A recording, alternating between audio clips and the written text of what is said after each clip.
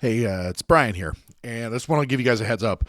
We had some technical difficulties putting this one together tonight, and it's not terrible, but just to set your expectations, the audio track on Dave's end, it's a little janky, little Zoom audio, so just for about the first half of the episode, and then we kind of figure things out. So just bear with us. We apologize. Tina! Bring me the axe!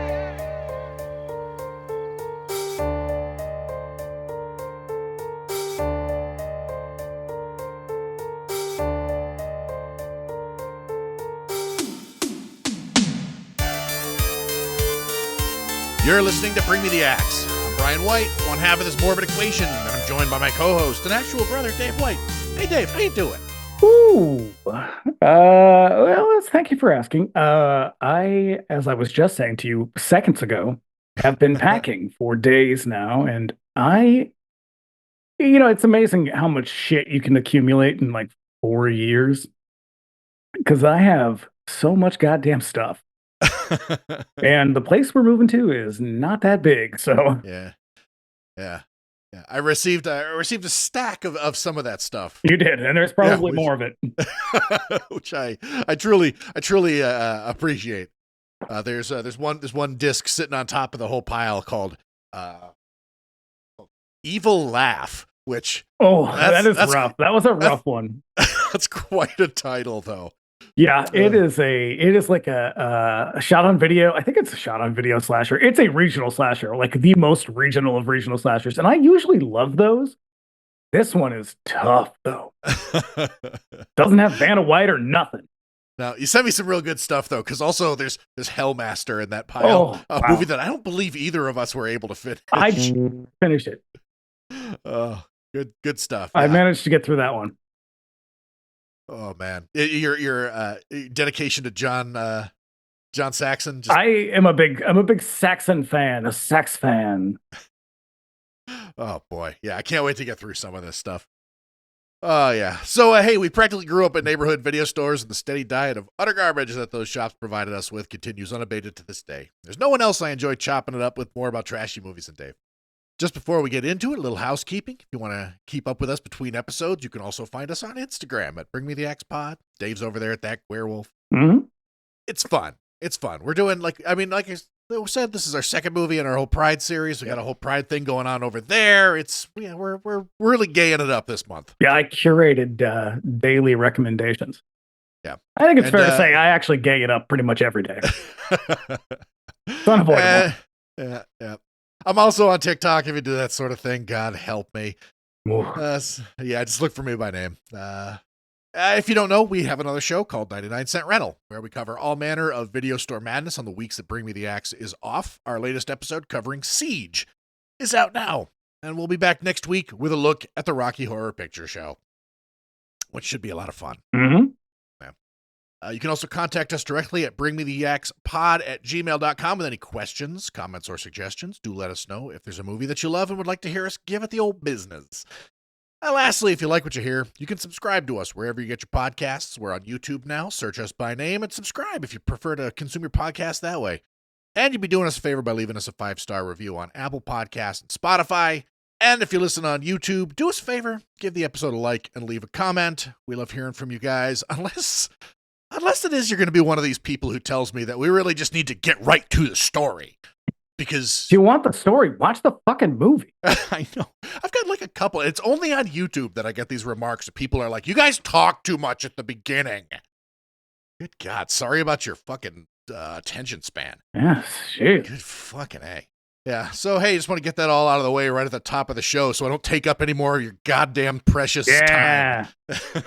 Because tonight we're going to talk about something real special, a movie that I've been really looking forward to for quite some time, and I'm sure Dave has too. So let me give you a little taste of what we're talking about tonight.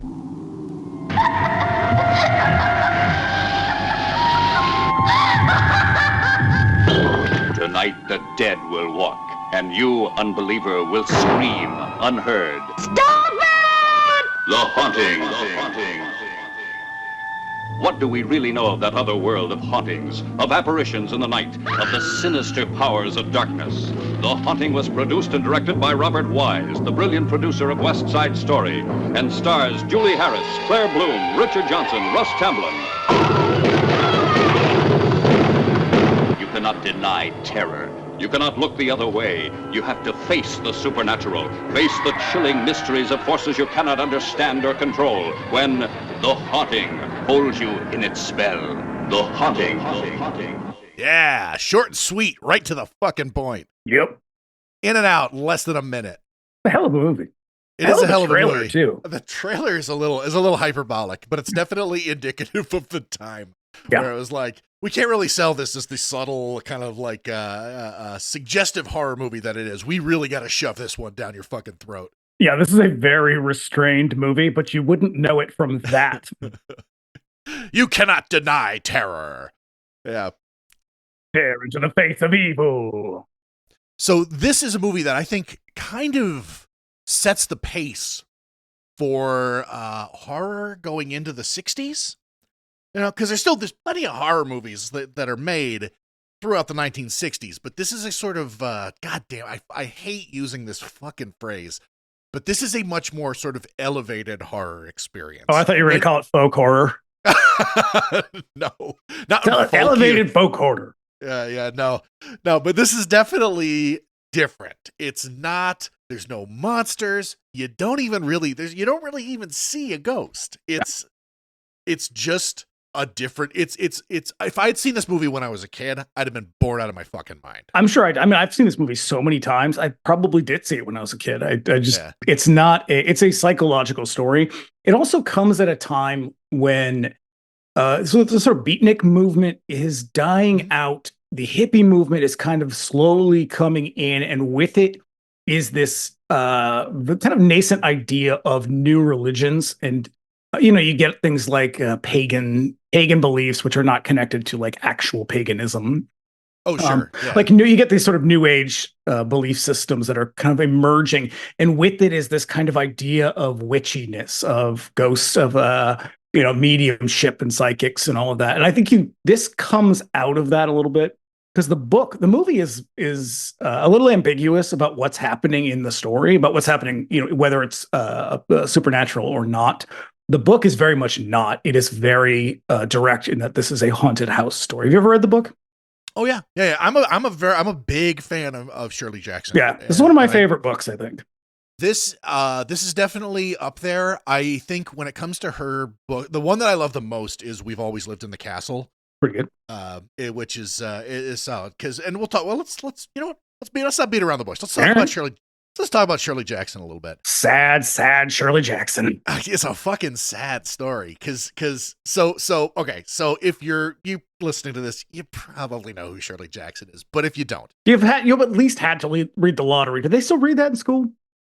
They must. They must.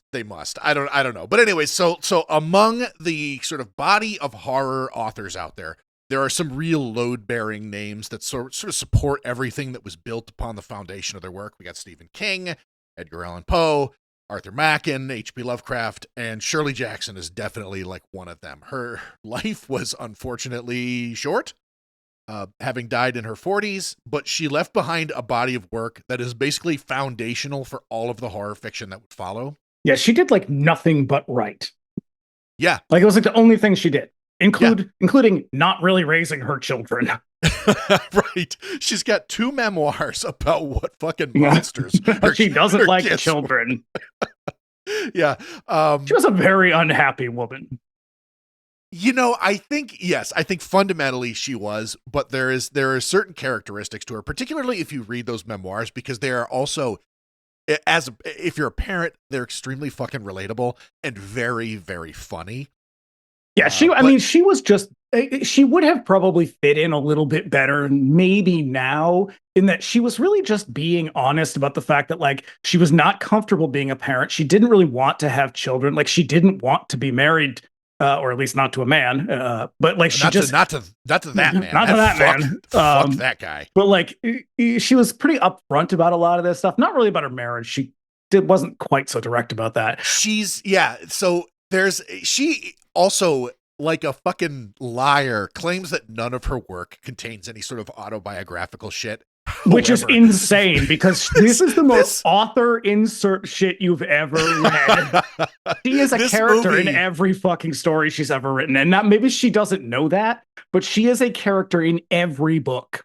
It's kind of like, yeah, it's kind of like how I don't like, maybe it is just sort of an author thing, and that in the sort of absence of like therapists and counselors, like you tend to write shit out. You work your life out through the written page. And so maybe it's like how Stephen King didn't know he was racist. Until eventually he was like, oh my God, what the fuck am I doing? And then continues to do it. But, yeah. What I'm saying is like this story in particular is just jam-packed with shit about her life. Yeah, this and We Have Always Lived in the Castle. It's like, wow, you were telling on yourself left and right here. Yeah.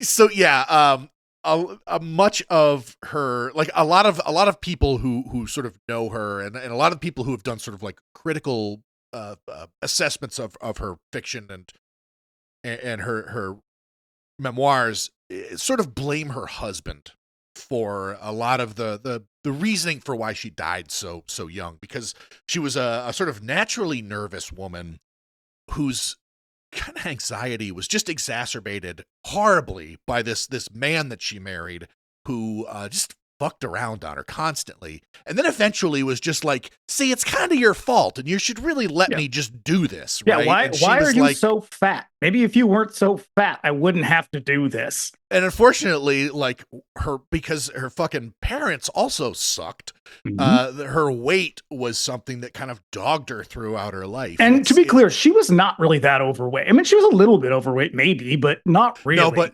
this was like the 30s. Yeah, 40s and 50s is by those standards. 50s, and so yeah, it's just everybody is just judgmental. The generation ahead of you that's supposed to kind of foster you and guide you is just constantly shitting on you. Like this is really her whole entire like sort of childhood is dogged by parents who were like very rigid in their traditional kind of just life, and she was not that sort of person. She had no sort of designs on sort of getting married, and like, she also struggled with mental illness pretty much her entire life. Yeah. But yeah, so and again, like the character of Markway in this movie is sort of like her in real life. It's so fucking crazy. So yeah, she was her husband was a literary critic. Yep. For like Bennington College, I think. I think so, yeah. Yeah, and so like he was like an academic. He didn't really make any money. She writes The Lottery, which blows up, becomes a huge thing, and suddenly she's selling like crazy. So she's like the sole breadwinner of the family. She's also expected through like rigid patriarchy and just this horrible misogynist of a husband to sort of like rear and raise these children and just sort of take care of everything, while he just sort of like lorded over her capital and like dished out money here and there. And eventually they actually didn't really have much money until this movie. Because she got paid pretty well for this. I think she got paid like 50 grand or 60 grand, which in 1962 would have been a shitload of money. Because before that, she was popular, but she was getting published. She was a little bit like Truman Capote in that, like, she's getting published in like, the New Yorker and shit like that. Colliers. Like it's satire. A lot of it is satire. A lot of it is like very kind of witty, smart writing. So it wasn't dime store stuff. It wasn't romance. Right. It wasn't what would have been kind of, what would be hot now too. It wasn't like that. And then when the movie came out, so she got a bunch of money for that. And then people started reading her quite heavily. Yeah. She was dead by the time the movie came out though, right? Nope. Because she had a lot to say about the movie. She sort of participated. Right. Yeah. That's right. Because she actually did not care for the movie very much. Well, she liked it. She just was not what she had envisioned. Like it was not her story. Like that's not what the book is a little bit, well, I don't know. I think the book and the movie are pretty close. They're pretty close, yeah. But how they frame what's happening in the story, which we will eventually get to, is very different. Nelson Gidding, the guy who wrote the screenplay for this, So the way it becomes a movie is Robert Wise reads the book pretty soon after it came out and really loved it, and he really wanted to get the rights to it, but I think it was this MGM Warner. No, I think it was Warner who he took it to originally, who were like, "Fuck no." Yeah, and he took it to MGM, who were like, "Yeah, sure, okay, fine." But they were like, "But not for a lot of money," and so a big portion of the budget for the movie actually goes to her because he really loved it so much, and it felt to him like a classic, like a classic gothic. I mean, this is the sort of haunted house story. Yeah. And he was someone he was like Val Lewton's protege. Right. And so he saw this as kind of an extension of that. He wanted this to be an homage to Val Lewton. And I think you can see that in a lot of the cinematography for this movie. Oh my God. Yeah. Yeah. The high contrast black and white, and like a very, very psychological sort of plot. I really do appreciate that. Val Lewton, underrated master. Yep. Fucking A. And so he gives it to Nelson Gidding because he and Nelson Gidding had worked together on a ton of stuff. And so Gidding reads the book, and he really views it more as like a story about a woman who's kind of coming undone. Right. Which it is. It definitely is. And even in the book, I mean, in the book it is too, but in the book it's very clear this is a story about a haunted house. Yeah. In the movie, there's a lot of question as to who or what is actually haunted and what is doing the haunting. Yeah. Is it the ghost of this guy, Hugh Crane, or is it all in Eleanor's head? And you never really know. Like the movie is really open to so much interpretation.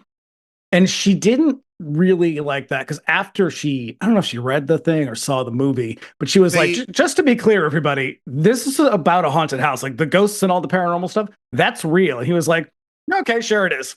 Yeah, Robert Wise and Gidding went to her. They actually went to Vermont to talk to her and show her the script, and we're like, hey, this is kind of how I interpreted it. Am I like on the right path here? Because in the original draft of the story, it was all in her head. Nothing was happening to anybody else. It was just Nell's like crumbling sanity that we Do you know the big reveal at the end of the original one? It was basically Mary Hartman, where it turns out at the end that she's been in a psychiatric institute the whole time. And that was where Shirley Jackson was like, no, I got to draw the line there. You're not doing that. And he was like, okay, fine. Because they asked her, they're like, are we on the right track here? And she's like, no, it's a haunted house. And they were like, fine. Yeah.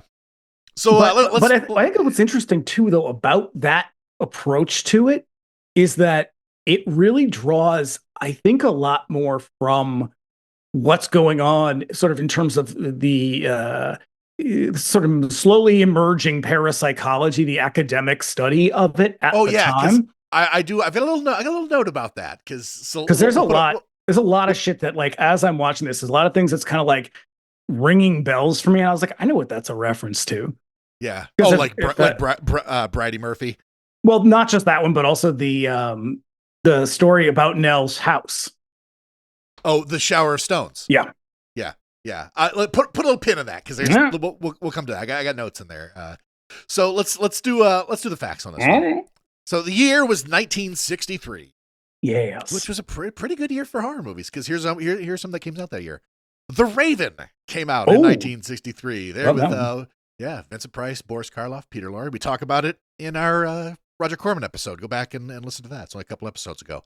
Also in 1963, The Terror, which was produced the same weekend. At the same time. as The Raven.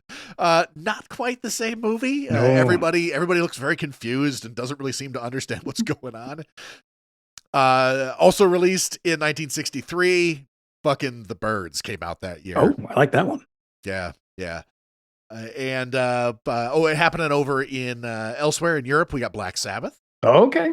And The Whip and the Body. Oh, yeah. He did two in 1 year, huh? Yeah, Super Mario Bava. Nice. Yeah. So the director is a guy named Robert Wise, and he is one of the all-time Hollywood greats. He's a director who could.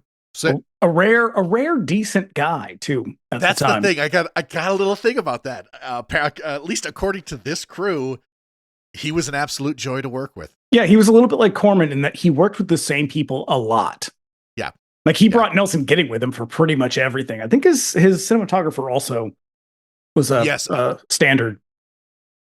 Right. Yeah. And I mean, that kind of makes sense. Is like these guys were still kind of working at the tail end of the studio system. And so you kind of work with the people who you work best with, who are also kind of contracted to the studio. But like in this case, this is like a stellar crew. This is like when they give Kubrick The Shining. It's that. It's like this is an established director. He's not just some one-off guy. They're like, fine, make a horror movie. This is like Hollywood royalty wanted to make a horror movie. And yet, not many of them had really done anything in the genres. No. Because and still they fucking figured it out. The movie he made before this is West Side Story. The movie he made after this, I think, is Sound of Music. Sound of Music. Yes. Yeah. This dude had a crazy eye for detail and just a fucking list of golden hits. West Side Story, Sound of Music, The Day the Earth Stood Still, The Andromeda Strain, Audrey Rose, also Curse of the Cat People was his first feature. Yeah. And one of the last ones that he kind of worked on was Star Trek: The Motionless Picture. Star Trek. Yeah, but he also made I Want to Live. You ever seen that? I've not seen that. I don't know if he directed it. Nelson Gidding wrote it. I think he directed it. It's got a great soundtrack. Yeah, but he started out as an editor, and he worked on. He's got credits like the 39 adaptation of The Hunchback of Notre Dame and Citizen Kane. Mm-hmm. Yeah, which is why that explains so much about this movie. Particularly the editing in this movie, because that is a central feature to why this movie is so anxiety-inducing. Yep. Yeah. Also, before we kind of get into the cast, I want to talk a little bit about the costuming, because they've got a really interesting credit on this, and it was really just because of the character Theo. Yep. They hired Mary Quant, who is the originator of the kind of British mod style. So that bold Austin Powers fashion that people tend to identify as the look of the swinging 60s. Twiggy. That's all. Yeah, that's all her. So mini dresses, mini skirts, the sort of tall go-go boots. And there's a reason for that too. There's a reason why they went with someone else for that character. Well, yeah, because she's supposed to be like hip and like now she's a foil to Eleanor, who is,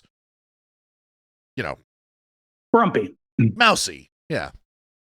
So yeah, they brought her in to sort of make her kind of like bohemian sense of fashion look really authentic, and it works because she's like rocking a beret several times throughout the movie. She got a good look. So in our cast, we've got Julie Harris. Mm-hmm. She plays Nell. She is a 5-time Tony Award winner. She was also on Knots Landing. Yes, yeah, I got a little thing about that. That's the thing I remember. That and The House on Green Apple Road, which is an awesome movie that she's in. Yeah, so she is best known either really for this role or for acting opposite James Dean in East of Eden. And like I said, if that doesn't get you and you're into primetime soaps, Knots Landing. She's on 7 seasons. Yep. She was Alec Baldwin's mom. So that's like 9,000 episodes. Yeah, it's like almost 200, I believe. But yeah, she was also very nearly an EGOT, having won Emmys, Tonys, and a Grammy. She was nominated for, but did not win an Oscar. So yeah, very accomplished isn't actress. it? Wasn't it for this? No. East of Eden. I can't remember what it was. It's not East of Eden either. Well, it's not. It's not Knots Landing. I'll tell you that much. Nope. We've got Claire Bloom as Theo. She was another star of stage and screen, though not quite as prolific as her co-star Julie Harris. Her earliest credits are in the 1950s, and she's still out there acting at 91 years old. With her most recent role in the British series Doc Martin, she was unfortunately married for a time to Philip Roth, which unsurprisingly resulted in divorce. Philip Roth, who had like 7 wives, all of whom hated him. Yeah. She published a memoir in the 90s which described their marriage, to which he unsurprisingly retaliated with a revenge novel, an entire novel about her called I Married a Communist. Yeah. And it is so I've read those 3 books as part of a trilogy. And unfortunately, I think American Pastoral is a really, really good book. That's the thing is I struggle because he's a noteworthy piece of shit. But he's also really such a sack of crap that I'm just like, oh God, it's real tough. The fact that you hated your wife so much, not even that you hated your wife so much, you hated the fact that she exposed you for being an abusive piece of shit, that you wrote an entire misogynistic novel about it. Yeah. Yeah. And then the third one is all about like, poor me, I'm in my 50s and have urinary tract trouble now. And it's like, oh, Jesus Christ. I know. The Republican Party in 3 novels. I know. And I struggle because the fucking problem is the guy really is a talented author. And I hate that. They all were. John Updike, same thing. Yeah. Talented writer, huge piece of crap. Yep. And closing out our cast, we got Russ Tamblyn, who, depending on your age, you either know him as Riff in Robert Wise's West Side Story, Dr. Jacoby in Twin Peaks, or as Amber Tamblyn's dad. If you're me, it's the first 2.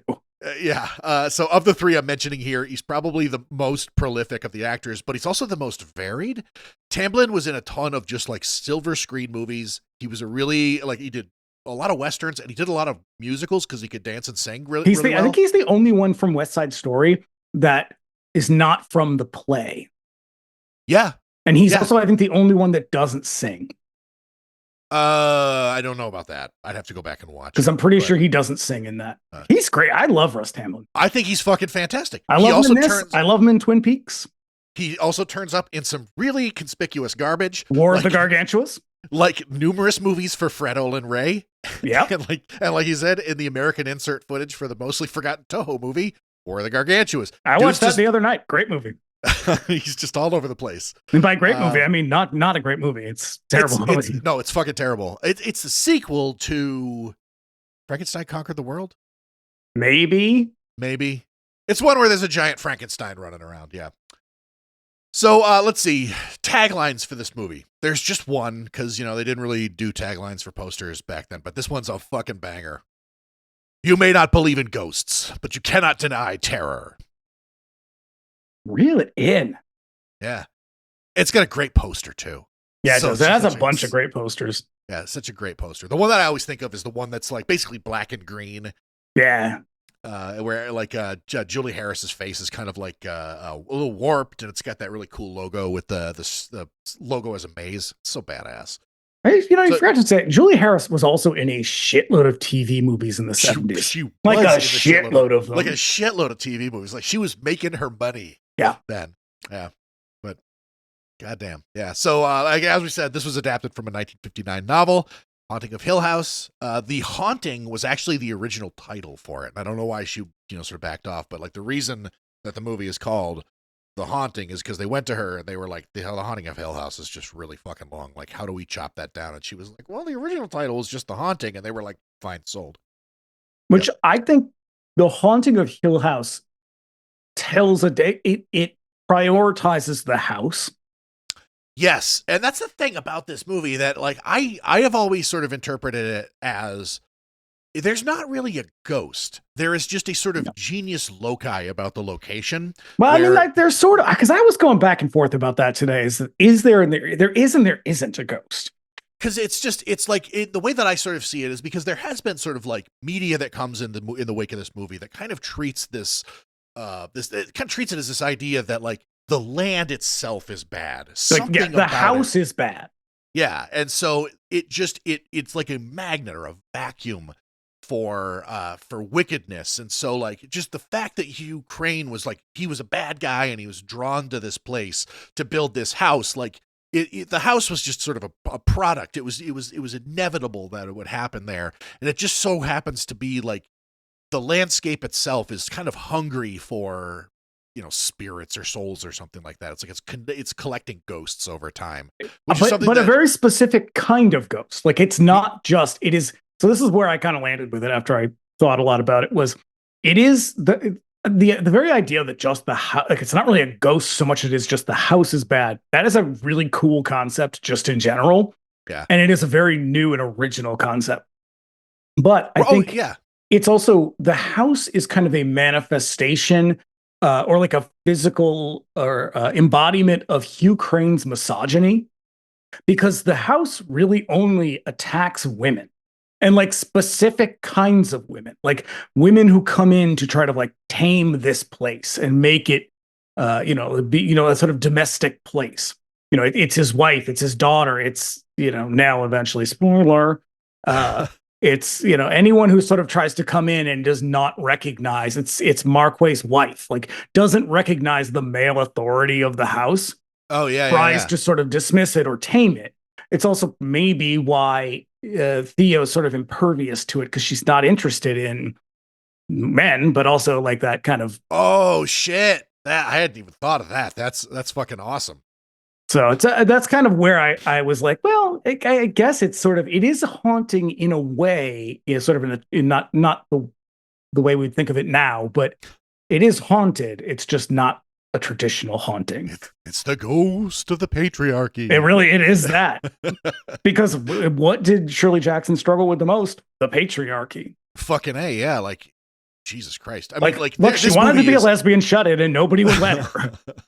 This movie is swipe after swipe at her husband. It's fucking nuts. Like, yeah. It's pretty crazy. She was working some shit out with this book. Yeah.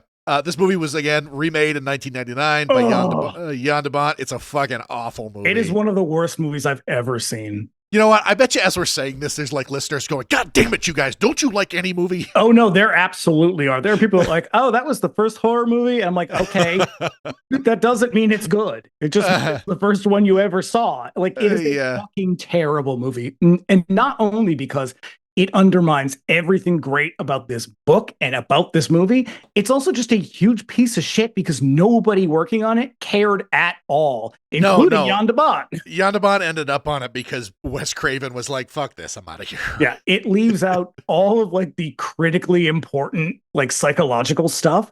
And it's just like, here's a spooky ghost story. Like, yeah, it's got a little graphic violence in it because, it's made in 1999. Very bad movie. It's also super CGI at a time when CGI was like not really a thing. Oh shit, yeah. Like unless you were George Lucas, your CGI was shit. Yeah. Man, yeah. Also Stephen King and Steven Spielberg teamed up for an adaptation. I think that was meant for TV.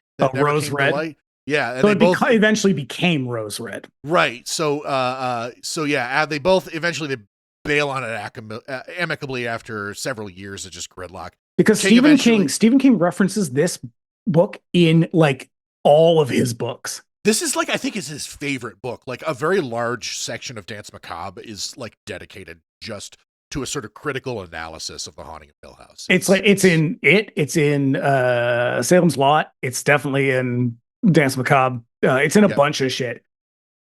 Oh, it's in The Shining because the whole premise is can a place be bad? Yeah. Several people have tried to riff on this. Stephen King has done it several times. I think The Shining is definitely like his most successful attempt. Richard Matheson also did one that is essentially a ripoff of this. The Legend of Hell House? Legend of Hell House. It is a very sexy book, but in a very gross way. Yeah. It's basically this story, but with like some whips and chains. Yeah, a lot more S&M than you'd remember from this tale. I read it like, 10 years ago or so, and I was like, wow, I was not expecting this gross sex book from Richard Matheson. And look, I love a gross sex book. I just wasn't expecting it. I need a little warning, right? Yep. So it was produced for the stage in 1964, also in 1997. And Radio 4 in the UK produced a radio play of it. And then most recently, Mike Flanagan adapted it for Netflix with a sort of expanded story. You know what? I know you're not a fan. I actually enjoy that series quite a bit. I thought the first one was okay. I think there is a jump scare in that particular season to end all jump scares. Best jump scare in any movie. Yeah. The thing that I really, really like about it is the fact that there are all these like hidden spirits around the house that they just like, we're like, okay, the internet will pick up on this and we don't have to say shit about it. I fucking love that. It's a really, really cool detail about it. Yeah, I thought it was okay. When it comes to like those miniseries things, I'm hard to stick with them. Yeah. But his also, I'll tell you, this is the last one of his that I really liked that he did for Netflix was his adaptation of The Turn of the Screw. I hated that one. The Haunting of Bly Manor. I thought it was pretty good. I liked the cast, hated the story though, because I actually like The Innocents is a fucking killer movie, and that is a pale imitation. Yeah. So yeah. Also, pre-production of this movie began in the middle of production of West Side Story. Man, those dudes were busy. Just stayed busy as fuck. Hill House's exterior location is a manor called Eddington Park in Warwickshire, England, which is just outside of Birmingham. It's a hotel now, so you can stay there if you're into that sort of thing. I think the reason why it was so much cheaper to shoot it in England because he had like no budget for it. Yeah, and I think he had $1 million. He had $1 million, and there were some tax shelter things that he could take advantage of. He also had to shoot it in black and white. He was contractually obligated. Which, awesome. Yeah. It fucking works. I think he realized he was kind of like, oh, that would be terrible. Oh, what am I going to do? And it's like, well. Yeah, in the commentary on the DVD, the Blu-ray, which unfortunately, like, that's the only extra that comes with. Like, there's so much to fucking know and talk about this movie. That Blu-ray, unfortunately, is just anemic as hell. I don't know if there is a lot to know. I think this is another one of those movies where it's like everybody had a pretty good time, everybody was happy with it, and then it was over. Yeah, I suppose it's just me kind of being like a sucker for the details in terms of the actual production, because like technically there is a lot of weird stuff there. In terms of like the lenses they used and all that. Yes. Yeah. So yeah, the photography in this movie is very deliberate, very subtle. It's all the stuff that you're likely not paying attention to, which is fucking amazing. There's strange angles, for instance. We joke a lot about the use of the Dutch angle in this movie, which is a sort of like, if you don't know what that is, it's a sort of like a tilt of the camera. Yeah, this is Canted Angle, the movie. This is where it all comes from, pretty much. I mean, obviously it's a European thing, but like this movie uses it every single fucking shot. Constantly. And the whole thing is the whole point of it is to put you sort of off balance. It's to communicate an idea that something is like, that all is not right. Something's kind of messed up. And this movie uses it constantly. In ways also like, usually you sort of like tilt it on the, on the sticks when you've got it like on your, on the tripod. But like they also do it in handheld and stuff like that. They like change it as they move. Like there's a scene where they kind of like trace the edge of a door, and it's constantly like, ooh, ooh, it's nuts. I mean, I think at one point there's the camera's like on a chain or something in this, where it's on a rope. When it's going up the spiral staircase, which is a really amazing shot that we'll talk about when we get there. But yeah, the first known usage of this technique is in a 1929 silent film. It's Man with a Movie Camera. This was the very first time anybody ever used that. Was Man getting hit with football? Yeah. Barney's film had heart, but Man getting hit by football had a football in the groin. Yeah, sometimes... Zing! Simpsons reference. That's one. So sometimes windows in the same shot are blacked out to give the impression of night, while others let the light in from outside to kind of create a feeling of unease. Because the whole time, like, we are inside, it's hard to tell, like, when anything is taking place, how much time is passing between, like, scenes. It's like a casino in there. It really is. It's like the whole thing is set up, even down to, like, the layout of the house is meant to make you feel trapped and, like... Oh, it is so fucking claustrophobic, the entire movie, which is contrasted by the rare times when they're not in the house, and everything feels so spacious. But like even the set decoration in the movie the house is so cluttered full of like shiny with crap. So much shit. Yeah, it's nuts. It's like, very smart. Everything about this movie is so fucking smart because you never feel right about the entire from the moment the thing starts. It's sort of like like you're just off your game the whole time. And yeah. I was reading something earlier today about sort of how the movie ends for Nell. And I was thinking, because spoiler, Nell dies at the end of this film, but we'll get there eventually. But I was thinking about like it doesn't come off as a surprise because the whole time this movie is not going anywhere good. Like it is a foregone conclusion. This is going to have a bad ending. Yeah, it's very British that way, where like like a lot of American horror movies feel compelled, even like the major. Or even some of like the grimy grindhouse stuff feels responsible for you, the viewer, at the end, and they got to give you some kind of a happy ending of some sort. This movie feels no obligation to make you feel comfortable at any time. But it also doesn't feel bleak at the ending. Like, I mean, and it's a pretty fucking bleak ending, but I don't feel that way. I think it's because the whole time it's like, I mean, I've seen this movie a million times, but I still, you feel the whole time that something bad is going to happen. So when it happens, you're like, well, yeah, I knew that was going to happen. It's not like Ben getting killed at the end of Night of the Living Dead or something like that. It's like, you're like, well, yeah, I saw this coming a mile away. Like, she's a loon from the very beginning. This is where the movie was going. Yeah. It's a piece of American Gothic that if it did not be like a doom metal record from start to end, it would have been completely disingenuous, like to give you a fucking everybody's happy at the end thing. You know, it has to end on a down note. Otherwise it would have failed completely. So and lastly, before we kind of get into it, the score is by a guy named Humphrey Searle, who was a very strange musician. He worked a bit in films, but his primary area of expertise was in modern classical. Didn't he wrote a bunch of shit for the BBC, I think? He did some stuff for like Doctor Who in the 60s. Yeah. He also did Children of the Damned. That's the only thing I know from him. Yes. Yep. He was a prolific composer, but mostly for ballet and opera.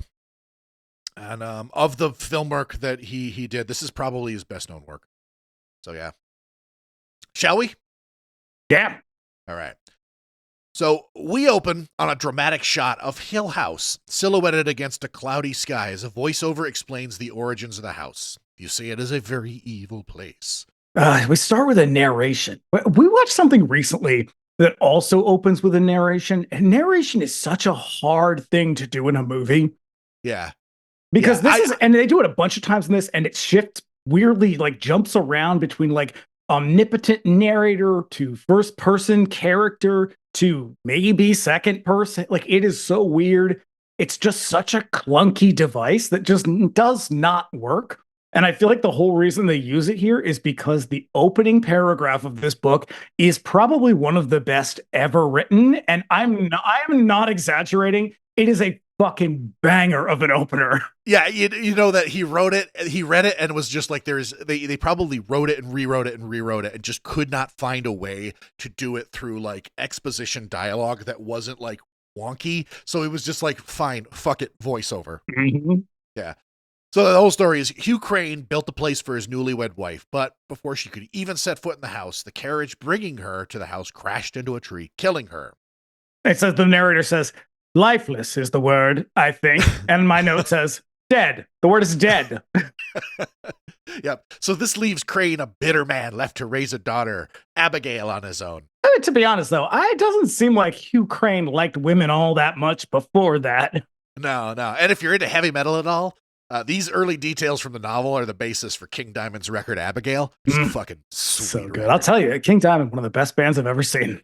Goddamn. Yeah, they were great. So the interior of the houses were all sets that were built at MGM Studios in England. There is a crooked, claustrophobic quality that comes into play as soon as we enter the house. Like we said, there is just shit everywhere. But also, Wise and his art designer, Elliot Scott, designed the sets based on the idea that Hill House was sort of like a maze or a trap for everybody who entered. And so at like no point do you ever feel oriented. Like they are in new rooms constantly and you're like, no, where the fuck are they now? And every room has like weird little eaves and angles and shit. Like it's very like, if anyone's ever read House of Leaves, it's very much like that. Like they're constantly talking about like, we're going out exploring. And it's like, exploring where? It's a fucking house. Like, what do you mean you're going exploring? It's just a house that keeps going. But what's great is that there's so many shots so when they shoot the exteriors of Hill House, it's all shot from the ground straight up. And so it looks as though the house is looking down on you. It's looking at. It like looms over you. It has a lot of very phallic architectural details. And that is explicit. That is in the book. It is also in the movie. Like, this house is built to be a masculine house. Like, it has got spiral dicks going to the sky. Yep. Wise also employs like really unusual experimental lenses. He got this like 30 millimeter lens from Panavision that like wasn't quite done, and they didn't want to give it to him because they were like, it's gonna look like shit in your movie until we figure it out. Yeah, he had to So sign a like- contract. Yeah.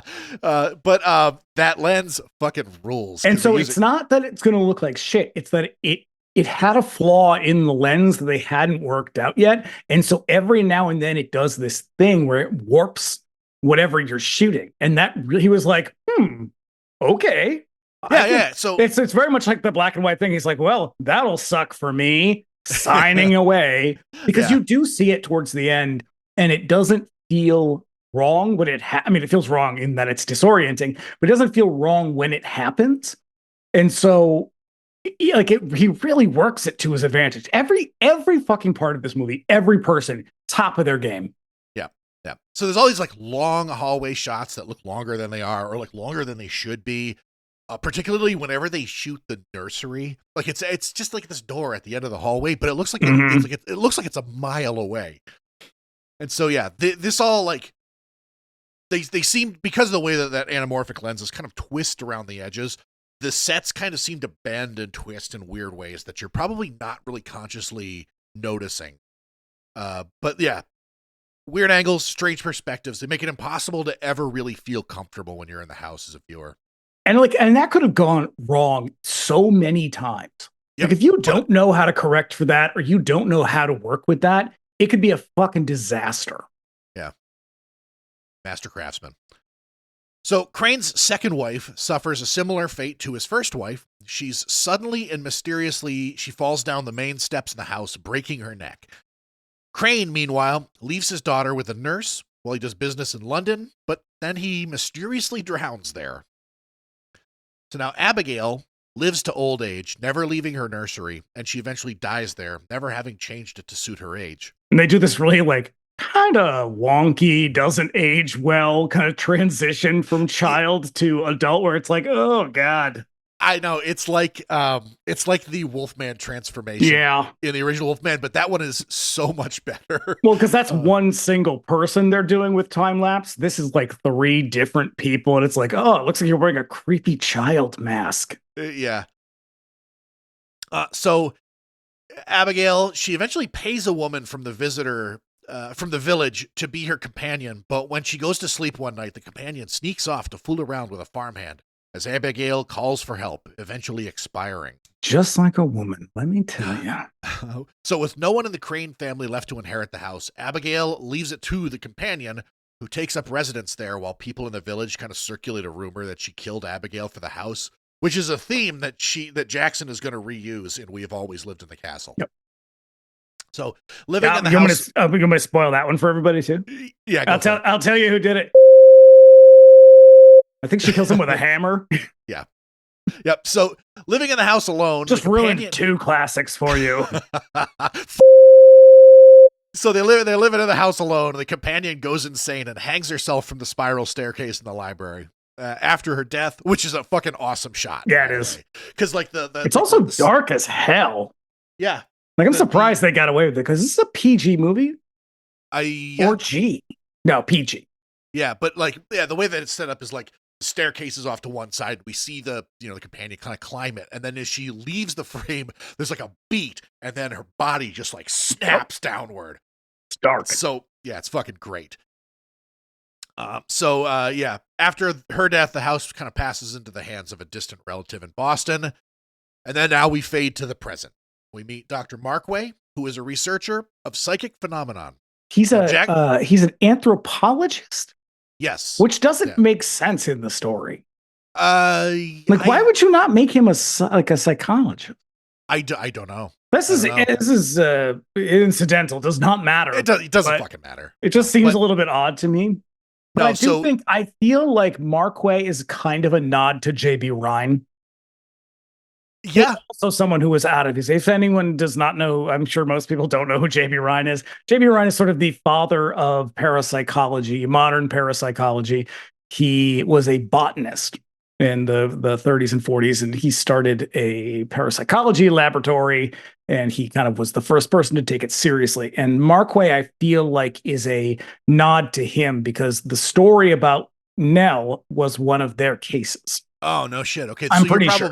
you're probably right, because Jackson did base this character on some characters from like British psychic and paranormal societies. Oh no, he's American. They're all American. Their stories are very American. Yes, but that was where she was getting a lot of her information. Yeah, because we forgot to mention that she was also very new agey. She considered herself a sort of a modern witch. She was very sarcastic about this shit, but she would refer to herself as like a practitioner of the dark arts. And I think she did it to kind of fuck with people, but she was very kind of like feminist without the label, without the ideology. Yeah. Yeah, she existed in that space, like that gap between like the first and second wave of feminism, really. So there wasn't really a label for it. But she was very like, again, she's would have been more, maybe a little bit more at home now, where there is a lot of overlap between sort of new religious beliefs and queerness and feminism and all of that, because that is really where she's coming from. It's where she's living. Yeah. So, a thing that might be hard to believe for modern listeners, many American universities during the Cold War had parapsychology departments that devoured budgets from the Pentagon. You could get a doctorate in parapsychology straight up until the 90s, until federal budgets dried up. Well, not necessarily. You could get you could get a degree in like psychology with a focus on parapsychology, because these labs they existed at like Duke and UCLA, and I think Penn didn't have one. They were all over the place, but they were like a lot of the times like kind of public-private funded. They were like interdisciplinary studies that involved all these different kinds of groups, but there wasn't really programs for them per se. It was more just like you studied chemistry, or you studied I don't know, electrical engineering or something. And that is where you applied your study. So your degree would be in just psychology, but with an emphasis on these things. Gotcha. Yeah.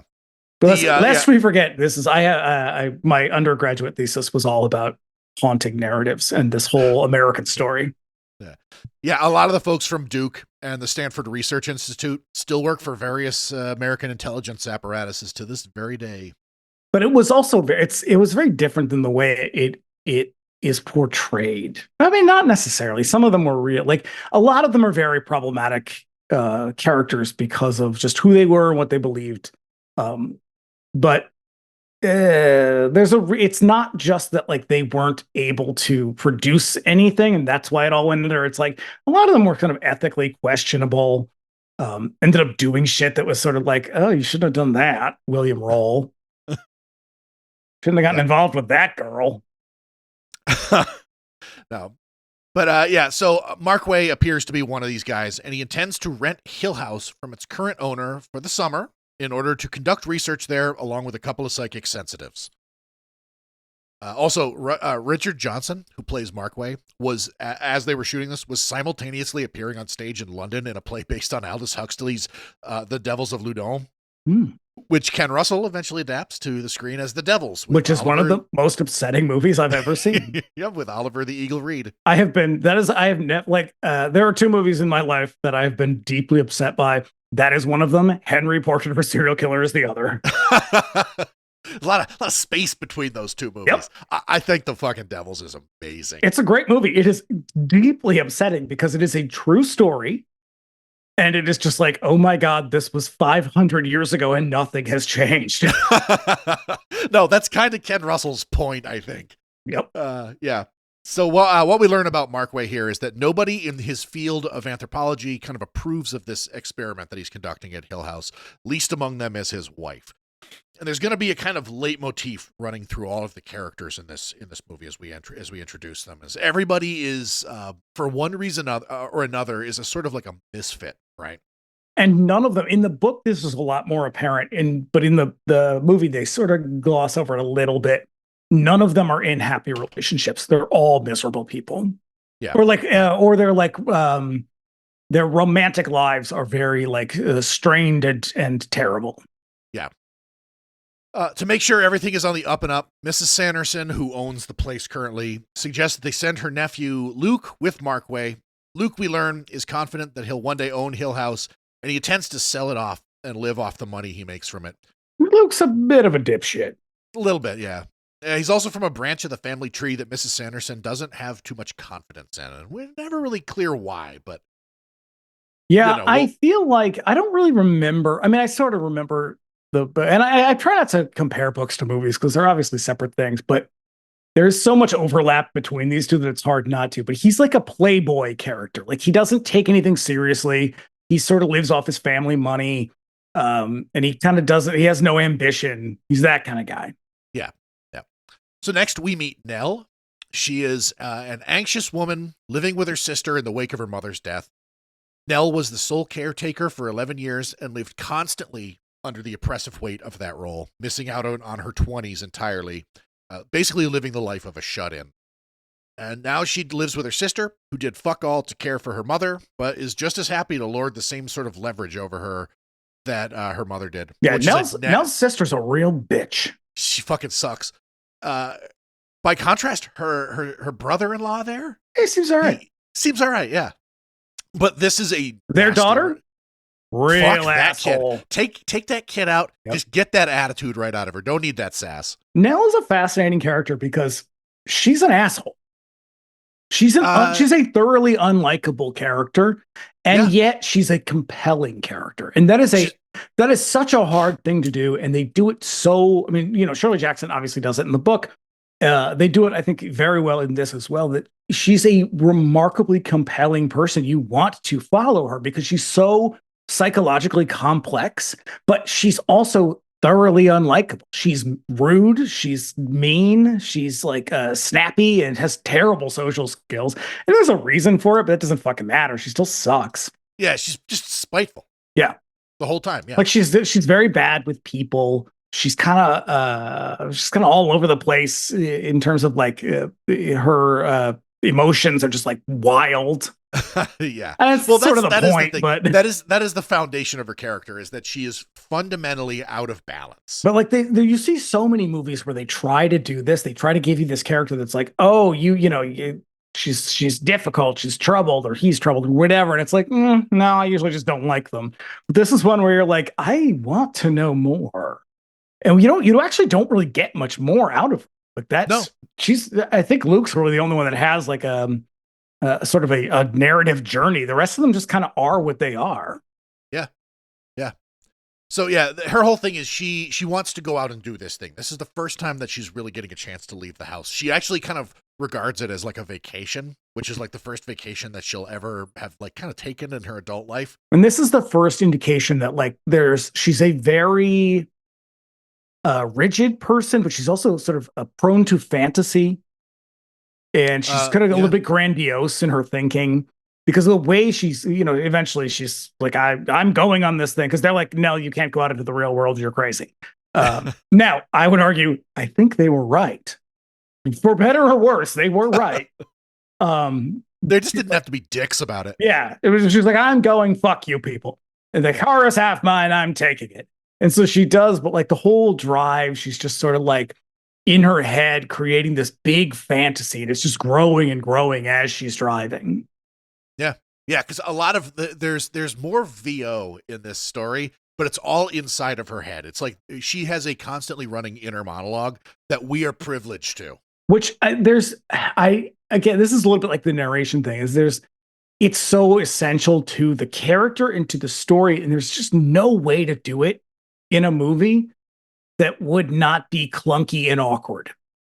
Yeah, I remember a long time ago there was when comic book movies first started coming up. There was a lot of commentary from like people with a lot of information, like a lot of experience in that, who were just like, it's really really hard to sort of do. It's not terribly fashionable anymore, but like from like the 90s and before, like.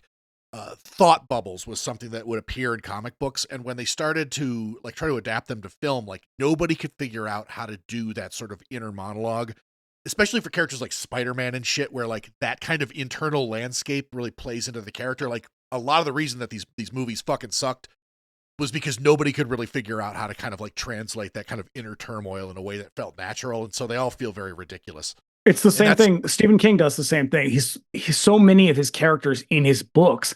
There's so much happening internally that you just cannot convey that in a film without it coming across as like real clunky and clumsy in like this sort of weird stilted dialogue where you're like, nobody would say that out loud. But it's like you have to say it out loud because your only alternative is to have a narration.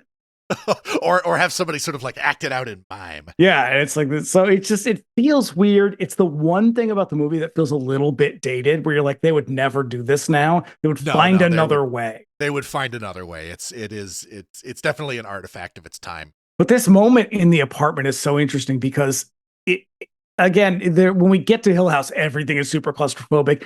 And for the most part, everything outside of Hill House is kind of big and breezy and open, except here, there's music playing, and the music is so distracting. And it's weird. It's that way on purpose. Children's organ music. It's very strange, but it is so intrusive. And you get this feeling of like everything is kind of spinning out of control. Like her emotions are kind of getting really amped up and everyone's getting worked up and the little girl's being kind of an asshole. And like, it's just like I was feeling really anxious in that moment where I was just like, stop that fucking radio.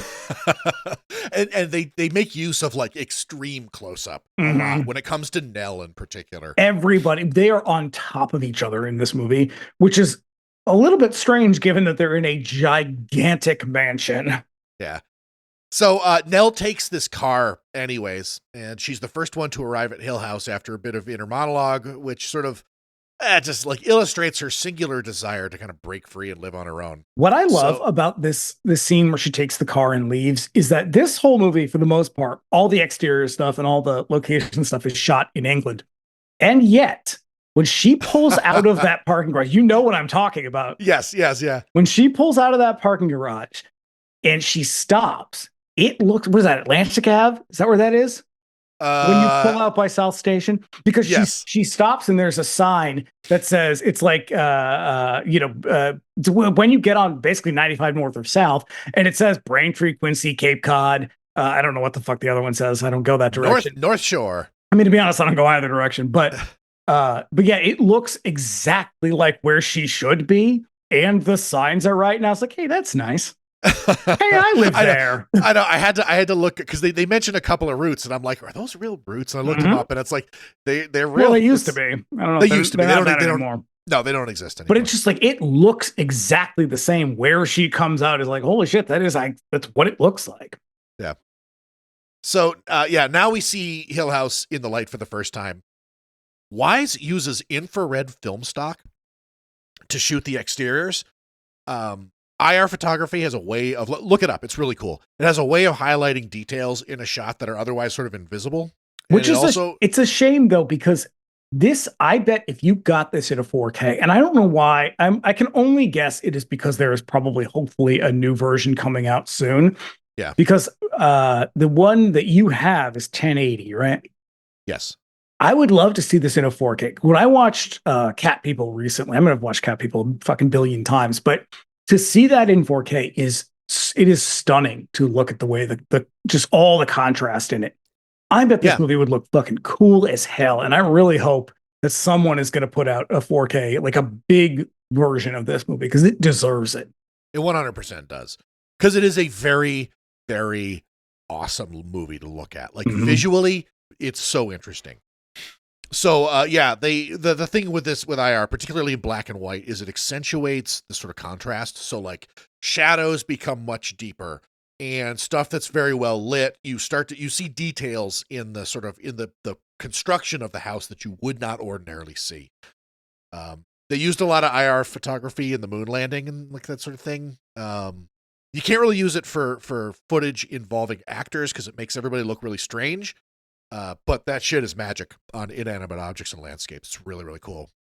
So right away, Nell is repelled by the house, and she remarks that it's looking at her. She's also real. Like, this is when you get like a real insight into Nell's personality. She's such a fucking jerk. She's like, I've been invited here. Let me in. Right. Because there's Mr. Dudley who we meet at the front, and then there's Mrs. Dudley who we meet in the place. She's the weird ass caretaker of the place. She's the best character in the whole fucking movie. This woman is oblivious to everybody around her. Yeah. She said they mind the house, but they live miles away, and they never stay in the house after dark. Oh yeah, they've got like hard mid-Atlantic accents. Yeah. So now, soon after, No one will arrives, come. No one will come. No one's as close as town. No one will come in the night, in the dark. So soon after Nell arrives, she meets Theo in the adjacent room, and where Nell is a nervous wreck, Theo is the opposite. She's also a big old lesbian. Happy Pride. This is why I chose this movie. Yeah. She's a confident modern woman, evident in the way that she seems to completely disregard Mrs. Dudley's spiel. What I love about that moment is that Mrs. Dudley gives this long fucking introductory speech when Nell is there. And then when Theo shows up, she starts to give it again, and she's just talking in the background, like giving the whole fucking speech again about like, I put dinner out at 6. No one, I leave promptly at this time, and nobody's paying attention to her. She just keeps fucking going. She just keeps going. It is so awesome. So Claire Bloom, who plays Theo, she wanted to take this character or the role because she was interested in playing a queer character, which I think is really interesting. But this character in general is fascinating for 1963. We're going to take a bit of a pause here while I talk about this for a while, because we obviously there's lots of talk about like representation, but like what, representation matters and all this stuff, like big to do. And all of that is true. But like, representation, it's not just about seeing ourselves on a screen somewhere. It's also about seeing what is possible. So in 1963, if you are a gay person or a bisexual person, whatever the fuck you are, if you are going to the movies, you're never going to see a gay person in a film. Well, I mean, if you are, it's going to be seriously coded and they're going to die tragically. And it's also probably a Tennessee Williams play. But then you get this character of Theo. And so in the original script, her sexuality was like a lot more detailed. It was a lot more explicit, and it was a little bit exploitive. And they decided to tone it down because they didn't want it to be that way. Like they were like, you know what, this is kind of a tasteful movie. We don't want to go that route. We're not gonna, like, it had this sort of bit, and I think it is kind of in the book, if I remember correctly. She gets into this fight with her girlfriend, and that's sort of why she ends up deciding to go there, because what we learn eventually is that Nell and Theo are the only ones who actually showed up. There were supposed to be like 5 or 6 other people, and they all back out when they learn about the house. And so they're the only 2 that go. And it's essentially they go because they have nowhere else to go. That's why they're both there. Right, yeah, because there is a scene that they wrote, but or maybe they shot it. I'm not sure, but the way that it was that we're supposed to meet Theo's character is like mid breakup, and it's like a bad breakup where like she's shouting out the window to like her ex and shit, and it's like, I hate you on the mirror and stuff. It's really crazy because they do dance around her sexuality for a while. They do. I mean, it's coded, but not in a way that most things would have been at the time. Like at the time, it would have been much heavier. And this is a little bit more direct in that, like, it's pretty clear that she's a lesbian pretty much from the start. Like from the moment she appears in the movie. Oh, her body language with Nell is very obvious. Like she's just like that. Like that's my new girlfriend right there. Right. And like so. Or that she's just much more open with this woman. And so, if you're a person going to see this in 1963, you're almost certainly going to be closeted. If you're not, you're an outlier. And here is this character who is very obviously lesbian. And she's more or less well-adjusted. She has a pretty happy life. She's pretty, she seems successful. I think what I think is interesting. This is sort of going back to the thing about the having her with a different costumer, is that so the way that kind of lesbianism is framed in this is is part of a different identity, or like a minor, like I don't know what's the word I'm looking for here. She's very much an sort of like a hippie. She's witchy. She's like a hip, young, cool person. She's bohemian. Yeah. And so if they had kind of framed her as Nell, the sort of like everyday woman, I think that would have been a lot more controversial, because her queerness is not really controversial. At the time, it really wasn't. And that was because probably a bunch of people just didn't really pick up that much on it. I mean, it's pretty clear that that's what is happening here. Yeah. But even if they did, she's that like free love swinging hippie chick, and so they're like, oh well, of course she is. Of course there's an exotic quality. Yes, about very her. much so.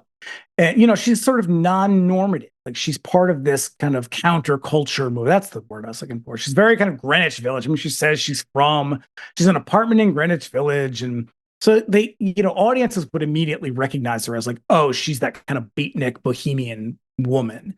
But to see that in 1963 and see this is the first time you're seeing someone who's not, a tragic character, all of a sudden you start to see there is more possibility. So this is kind of why, this is really why representation actually matters. It's not just seeing to see ourselves reflected. That, of course, is important, but it's also for people who need to see that there is more. You can see, oh, wait, she's an aspirational character.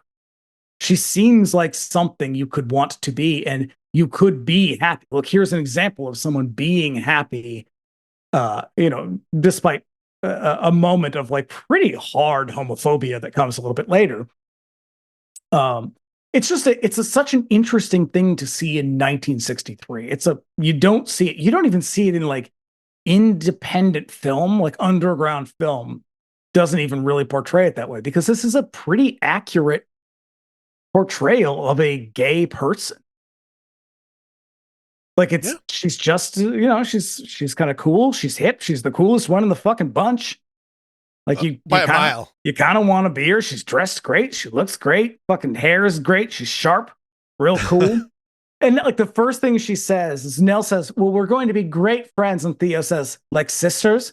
And I guarantee you, every fucking lesbian in the audience stood up and clapped. Well, maybe not, but in their heads, they were like, everybody, yes, if you were a gay person in 1963, you would have caught that reference. You would have known what she meant by that.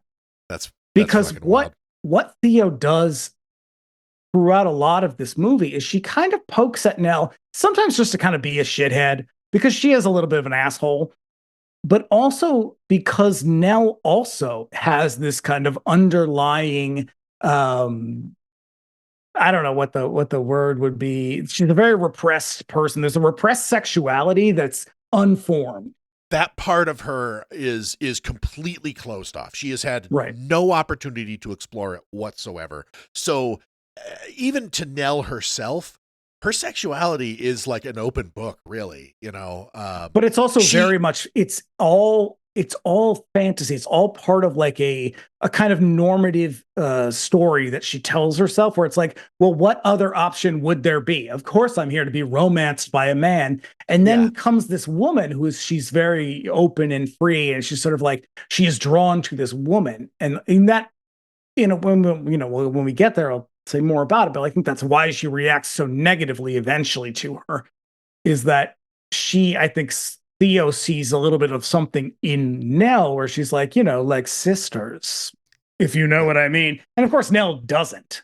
No. And then eventually she gets it, and she's like, no, you're, well, she says a lot of terrible things to her. It's a really fascinating thing. We do not see this in film anywhere in 1963. And to see this portrayed in such it's not mundane, but it's not, you know what it is? It's close. You know what it is? It's not judgmental whatsoever. Right. The movie is not telling you how to feel about this one way or another. And neither is the novel, because I don't know that Shirley Jackson was a lesbian. I don't know that she was bisexual. I know that she was not that interested in being in a relationship with a man. Yeah. And I don't know if it goes any further than that. She never said, and we would all. No, just be I've done speculating. a bit. Like I've read the ST Joshi's like critical sort of essays on her, and like at no point has like I've never really seen that detail ever really explored on her. It's like something that she's never really talked about, and I don't think there's any evidence really out there beyond just hints here and there, and definitely in this movie way more than hints, but just maybe an openness. Well, there's like a lot. I mean, there was a lot possibility. in the 60s and 70s. There was a lot more the feminism. So I want to be very clear. Feminism in the 60s and 70s was pretty homophobic. And the feminist movement has historically been kind of homophobic, but towards women, really more than anything else. But there was in the 70s this feeling of like collectivity, of like female friendship, of bonding, that was sort of an attempt to correct the kind of compulsory heterosexuality thing that kind of runs through American culture, well, global culture, I guess. And I think there was like Shirley Jackson may have been more moving towards that, where it's like she just didn't want to be with a man, or maybe that particular man, but she wasn't queer in any way. She just like wanted something else. She didn't want what was prescribed because it sucked and was oppressive. And she wanted something other than that. And I think Theo represents the other than that. Yeah, I would go along with that, because for Jackson herself, I mean, she was definitely broadly speaking like a weirdo. Yeah, you know, in the fun sense, you know, like my kind of people are weirdos. I like that kind of shit. But after like 20 minutes, you'd be like, Jesus, Shirley, just go home. If you didn't want to come out, you shouldn't have come out. You could have just said no. No, I have not read that book or that book either. No, I don't. I canceled my New Yorker subscription. I didn't need another tote bag. Yeah, no, but so that's, yeah. I feel like it is truly remarkable to see something like this, because you really don't, you get, outside of like explicitly gay writers in this era, you get tragic, you get gay characters dying. And in this, you get the one who kind of comes out unscathed is Theo. Yeah. Because she's at the end of the cool story, character. She is the one character who is the most unaffected by the entire thing. Like everybody else is largely transformed by this experience, except for her, which is pretty wild. I mean, she's shook up, but like she's mostly fine. And so it's a really interesting thing. And I think that I think Forgetting does a great job with this character, because to keep in mind, this whole movie is made by men, older white men. Yeah. Who I think we can just sort of presume most of whom were straight. And so it's like the way that all of this is handled with such, I don't want to say sensitivity, because it's not done that way. It's done with dignity. It's done with respect. All these characters are portrayed that way. Nobody is made to look, even Nell, who is supposed to be a kind of a pathetic character, is still portrayed in a way that is sympathetic, to the audience. That is what's key to her character. And I think I was trying to hit on that earlier as we were talking about that, is she's got a lot about her that I find grating and just annoying as hell, but she's also terribly sympathetic. That's really what makes you want to kind of like take the ride with her specifically. And like, as she slips away further and further, there is a sense that it's like, oh no, like don't, like come back now. Come back, please. Because the things that plague her are the things that plague everybody. It's right. It's self-doubt, it's loneliness, it's wanting to belong, but also wanting to be free. There's a sort of dichotomous thing within her that is like, she's desperate to be a part of something, to belong to something, but at the same time, she doesn't want to be bound to something or held down. And again, there's that fucking author insert, like, I want to be a part of your whatever, but I also hate the way that I am tied down by your culture, by your male expectations, because that is essentially what this house represents, is this masculine, kind of misogynistic, sexist energy that is just out to smother her. And yet she is, simultaneously obsessed with being a part of it or belonging to it, and desperate to get away from it. Right, because immediately, like when she is standing outside of the house and she's like, oh my God, this place is fucking terrible. It's looking at me. She immediately switches, and she'll do this several more times throughout the story where she's like, I hate this. This place is foul. It's vile. Right. But I love it. I need to be here. You know, Yeah. it's very, yeah, it's also like weirdly, it kind of, it starts to blur a little bit with like an abusive relationship. Yeah. Like just keep making excuses for why I have to stay. I need to stay. This house needs me. I have to be here. And at the same time, it's like obviously killing you. Yeah. And it's a stand-in for all of her experience up to this point. Right. Like even after her mother dies, her sister takes over as being this like shitty, oppressive force that just keeps holding her down. And so now she gets out and she thinks she's fucking free, and she is subjected to this esoteric force that she cannot put a fucking name on, that is also oppressing her. It's crazy. That we also, as the viewer, can't put a name on because we don't know what it is or what to call it because it's not a ghost. Yeah. Yeah. And the only other woman who senses it is Theo, and all she senses is that it is wrong and bad. Yeah. Yeah. So yeah, right on top of her sexuality, sort of making her like another sort of like misfit in this story.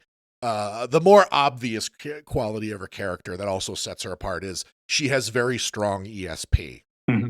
And so she immediately knows things about Nell, like just upon meeting her. And she's going to do this several times throughout the story. So the two women, they go looking around the house and they get lost as Nell encounters a cold spot, feeling like someone is with them in the hall. She even hears a woman whisper, noting that she's the only one who seems to hear it, which is a thing that's going to kind of happen again and again. It's also very interesting that she's being touched by an unseen woman. Like it's in this case, it's a woman. So there's a lot, and this is a sort of a queer read of this. I don't think it necessarily means this. And this is just one way to interpret the story: is that she's being like touched by a woman who's breathing in her ear. But she doesn't want it, but she does. It's very odd, this moment she has here, but she's also the only one who notices. Yeah. Also, more just really cool sort of like technical filmmaking shit. The way that Nell and Theo sort of stand out against the scenery, the set that they're on is fucking amazing, because the hallway is really, really dark, but they are both very brightly lit. It's like they're kind of like floating in space. It's nuts. They're going to do a lot of this crazy shit throughout the whole thing. So yeah, as they're looking around, there's a door that opens, and suddenly Markway enters the scene and explains that Crane himself was a misfit of sorts and had the house built to sort of match his mental disposition. And everything is off angle and weird, so doors tend to open and close on their own. Now, I think that's a reference to Winchester House. It must be. That's such a common touchstone in a lot of like haunted house literature, just because of the nature and the weirdness of that house. Yeah. And then he also says something here about the Duke Psychology Lab. Oh, yeah. Yeah. So entering the dining room, we meet Luke Sanderson, who is unlike the others. He's a young playboy who refuses to take any of this seriously. They toast their new enterprise in Hill House, and for the first time, we get a sense of Theo's sexuality as she has a clear attraction to Nell. Mm-hmm. So this is where they sort of introduce who these people are. There's a trailer for the movie, not the one that we use. There's another trailer that he introduces each of them in the trailer. Yeah. And it's not in the movie, but he gives like this sort of longer introductions to each character about why he has chosen each one of them. It's just an interesting aside, but he says that the house being showered with stones, there is a case from the 50s. It happened in Seaford, Long Island. And I'm pretty sure that's the story that Shirley Jackson was using as a reference point for this. Yep. It was William Roll's first case. It's this kid who's like 12. It is a documented thing about how the stones raining on the house. And I think one of the explanations was people are like, the neighbors hated these people and were like throwing shit at their house. But it is one of the first times that a like law enforcement person testified that this is what they saw in the house. That's crazy. I'm pretty sure that's the reference point. Yeah. Yep. So over dinner, Markway explains why Theo and Nell are in on the experiments. Both of them, like we just said, they have experience with the unknown, and he hopes that it will stimulate the strangeness of the house. So that night, as everyone is hanging out and chilling, Nell spills some tea, runs to get something to clean it up, but she's overcome again on the steps. Again, the only person in the house who seems to be experiencing anything. And she says, what she says in that moment is, everything is so ugly yet so comfortable, like drowning, I suppose. And I was like, God damn. Oh, right. That's when she falls onto her bed. And I was like, that's some fine writing. Yep. So yeah, Theo flirts with Nell some more. And then there's a ton of strange dissolves and cuts in this movie. As Nell is going to sleep, they sort of dissolve to the main staircase, but there's also a sudden dissolve, like an overlay of one of the carved angels in the house that kind of like appears and then vanishes. Mm-hmm. Very, very cool. Very so spooky. What she says before, so she falls in the bed, and this is when she's alone. What she says is, now that I'm alone, I can think about them. And that's when the pounding on the walls starts. Yes. Yeah. So she's awoken in the night by pounding on the walls, thinking that it's her mother at first, because that's the thing that her mom would do, was like hit the wall with her cane to get her attention. Yeah, it's like my neighbors upstairs. That's what they do. Right this very minute. They're trying to get your attention. No, they got it. They got it. Theo is also awoken, and Nell runs to a room where they cower together, trying to sort of explain it away. The pounding intensifies, and there's all these mechanical zooms and shit. It's weird. They're going to do it a bunch of times throughout the movie. This scene is awesome. It's so cool. That mechanical zooming and tilting, Sam Raimi uses it a lot in Evil Dead too. Yeah. So if you want to take that queer read a little bit further, for her to say, now that I'm alone, I can think about them. And that is when the knocking starts, if she's alone and she's thinking about Theo, for example. Yeah. So and then when she runs to Theo's room is when it starts to get worse and it starts getting louder. It only stops when Mark Way and Luke show up at the door. Oh shit. But also before it stops is one of my favorite scenes in this movie, is that the knocking stops, but you can hear something sniffing and like rubbing at the door. Yes. And like a low kind of grumbling rumble, like a growl. Right, because what so fucking cool it is. God damn! Like the thing is, I've mentioned it a couple of times when we do certain kinds of movies on this. I don't know why horror movies do not scare me. Nope, they just don't get to me like that. Me either. This one does. Haunted house movies. Yep. Not all of them. A lot of them are fucking garbage.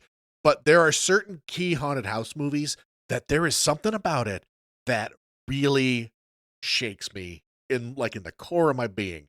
This is one of them for sure. Like, and I don't know why it is, but like ghost movies, they'll fucking get me. Well, I mean, haunted house movies. So the haunting narratives in general are typically domestic stories. They're stories about people and about their lives and usually like their lives within the home. And a lot of the time they're sort of feminine stories, but even when they're not, they're about things that are mimetic, that you recognize them immediately. And you know all these things, but also when they happen in the home, it's like your home is a place you know very well. I imagine you could probably navigate your house with your eyes closed. Yeah. That's the thing is like, I know you didn't have anything, but like when we lived in that house in Atlantic Ave, like me and Bridget both had very, very chilling experiences in that house, and nobody else did. And we were the fucking laughing stock for even bringing it up. Well, this will come as a surprise to no one. I am a hardcore skeptic. And by skeptic, I mean atheist who doesn't believe in anything. I find all this shit absolutely fascinating. But, but that's the problem. Like the thing about these stories is that it is when something is a little bit wrong. That's why, like, all this shit happens in the basement. It happens in the attic. It happens like places where you're supposed to be alone, and these places inside and out, and there's not supposed to be another person there. Yeah. And so when there's an indication that something is off, it's just so deeply unsettling. And I think that's what it is about. I mean, in this case, it's like, well, there's obviously something on the other side of that door. Right. And it lets your imagination run wild. It's not a slasher. It's not, someone... a stalker trying to kill you. It is a thing and you don't know what it is, and you will never know what it is. And it's so fucking cool that like you can just faintly hear something sort of sniffing around the door like an animal, and it is a big animal. And I kept thinking about this as I was watching this movie, this stands in stark contrast to our criticisms of Blair Witch, for Yes. which we are famously bad guys on that topic. But this movie does basically the same thing, or at least it's operating on the same sort of mechanical principle of a movie where there's one scene where you're going to see something pretty fantastic, but other than that, you don't see any ghosts. You never see anything, but the movie gives you enough. And there is a consistency, a sort of narrative consistency from spook to spook that it works, where I think Blair Witch just completely fucking collapses. Because everybody in this movie knows why this is scary. I think in Blair Witch, they didn't quite know why. They knew they had an idea. They were trying to mimic something. This is a story where, because I think Shirley Jackson was such a deeply unsettled person in her life in general, she knew why this stuff was scary because she felt it every single day. All of these things, I think it's funny that you think she's more like Markway. I think she's more like Nell. That she is this woman who's sort of like, she's supposed to want men, but she maybe doesn't. No, I think every character in this movie is They're a all little bit parts of of her, is a yeah. little piece of her, yeah. But she gets why the world is a scary place and why when the lights are off and you can't quite see everything, it gets exponentially scarier. Yeah. And that's what this story is. It's about what is in the dark. That's why it doesn't matter that you never get to know who the ghost is or whether or not there is even a ghost. It doesn't matter if there's a ghost. Not even important. Nope. All that matters to you is that this is a woman who is being haunted. And that was kind of like all the stories that were coming out of parapsychology at the time were very much took that position of like, I don't really know what's happening. I know that something's happening to you, and that is terrifying. Yeah. And that's sort of what the story is about. It's like, it's whatever it is, it doesn't matter. It's that it is scary as shit, and you will never know how to stop it because it cannot be stopped. Right. Yeah. Fucking A. And it's cool as hell. This is the first scene. It's going to happen again, and it's even cooler the second time. Yeah. So to this description that you said of a dog, of an animal, when it's all over, Luke and Markway appear in the hall, and they've experienced nothing except that they've been chasing their own phantom, something that they thought might have been a dog. And because later on we learn, too, that Hugh Crane had a dog. Yes, right, because we see it in the statue. So, in the morning, Nell and Markway kind of share a moment. She seems to be developing feelings for him, but it's all happening internally on her. This is where she says something like, I sleep on my left side because I read somewhere, wears the heart out quicker. And I was like, oh, God. Oh, Jesus damn. Christ. And even in that moment, even Markway is like, thanks. It's bleak. Yeah. However, in the context of this movie, Markway is remarkably professional about all of this. It is an unusual quality that he manages to maintain throughout the movie. He regards these women as colleagues. And so there's never a romantic gesture towards either of him. I think there's a little bit. I think he sees that Nell has taken, I think it's a disingenuous interest, but I think he gets that. And he kind of plays into that a little bit because clearly once his wife shows up, you realize he does not have a happy marriage. Right. Because I think I know the scene that you're talking about it's basically, he kind of shows Nell a sort of kindness that nobody in her life has really shown her. You can see, and she certainly interprets it as a sort of romantic gesture. I don't. I think that he is just a very genuine person who is just, I don't know, he recognizes her as very frail and sort of like extended a hand in the moment. Yeah, I don't think he's being lecherous. I just think that, it's not like Theo. Like, I don't think Theo's being lecherous either. I think that they all just kind of get caught up in the moment a little bit. And it's sort of that. Because also he doesn't even take he doesn't even take a paternalistic sort of position towards either of them. It's a very sort of remarkable role for a man in a movie made in the 1960s. Well, and we should say that is also why Luke is there with them. Is that the woman who rents the house is the woman who rents the house to them does not think it's proper for Yes. Markway to be there with two women. And so they're like, well, we'll send along our fucking shitbag nephew or whatever. Yeah. But I think this is also the moment where she now asks Theo, what are you afraid of? And Theo looks at her and says, knowing what I really want. And it's this Ooh. very like knowing moment where it's just like women. She wants women. Now she's saying that to you because she also thinks that you want that.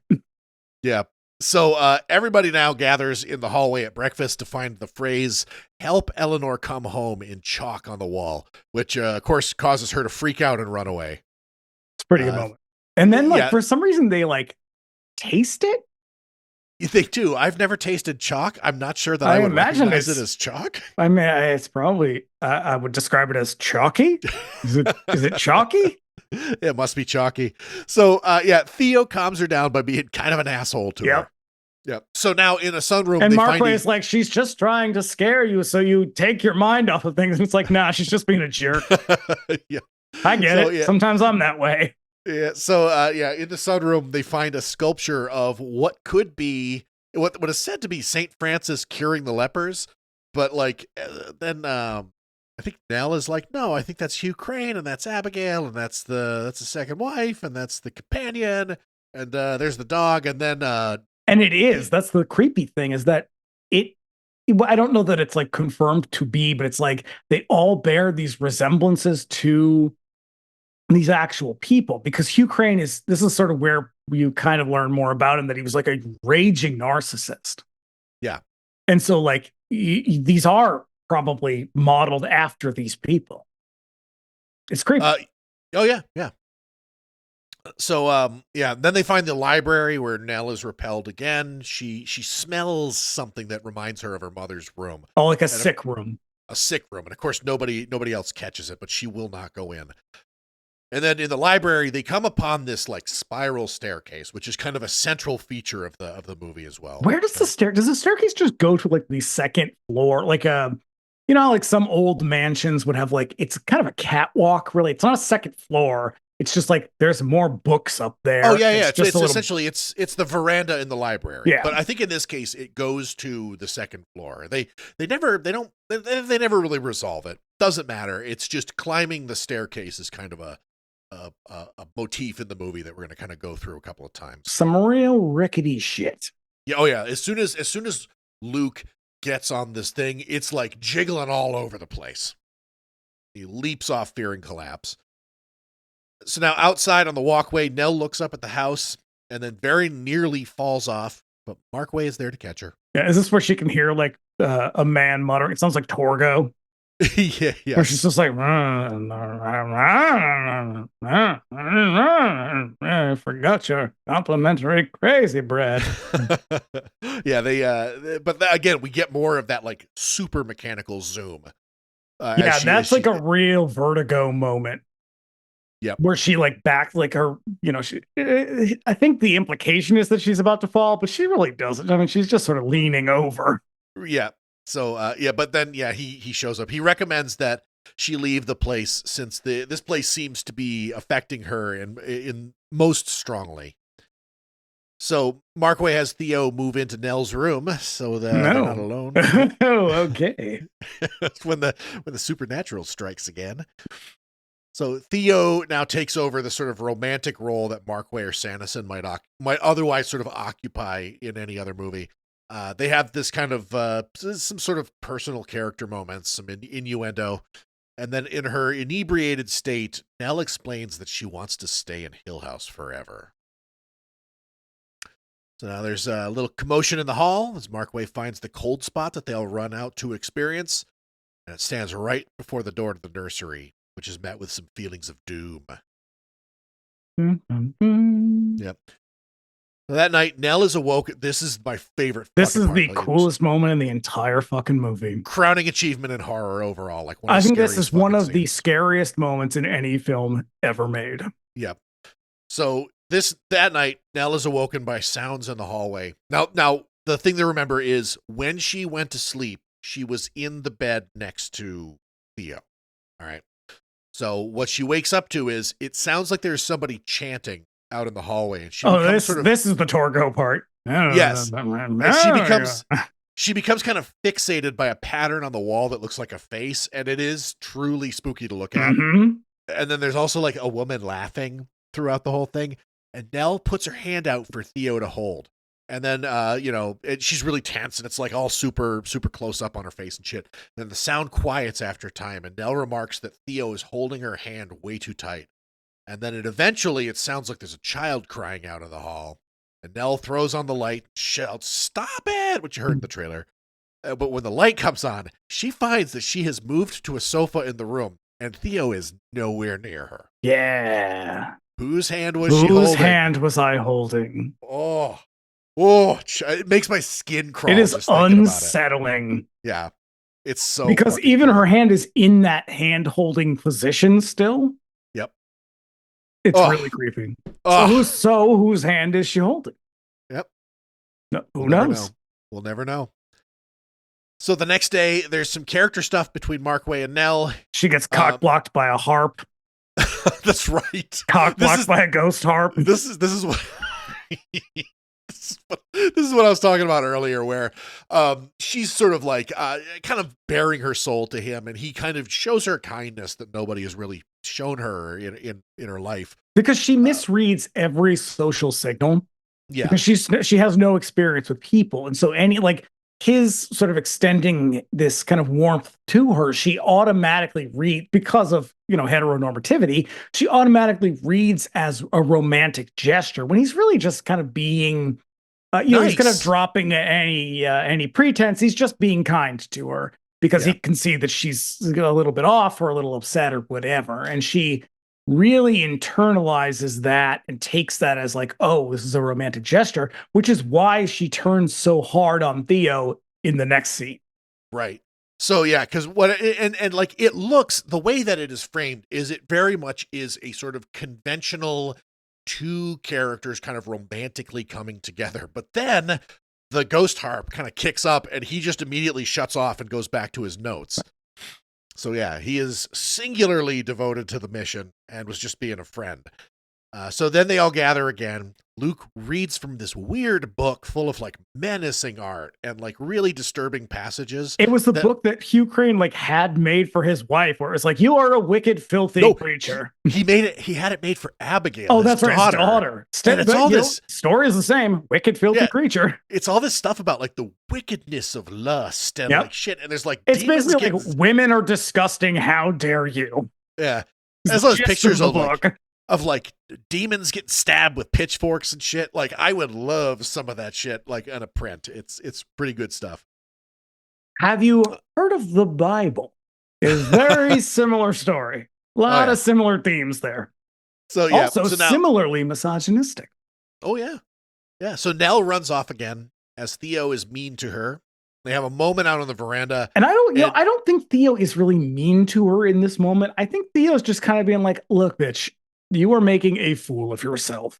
She really He's is. She really not is. And like she's a little bit, I don't know, she's a little hard about it, but like she's kind of just being like, could you just take 15% off now? Like you're really coming on a little strong. And she wheels on her with some really homophobic shit where she says, "I'd rather be innocent than be like you." Unnatural. Yeah, the world is full of inconsistencies, of unnatural things, nature's mistakes. You, for instance. Ugh. And it's, again, if you want to like extend that queer read, a lot of people, if you were a queer person, has probably found yourself in a pseudo-romantic, semi-romantic situation with someone who's maybe not quite ready to be there.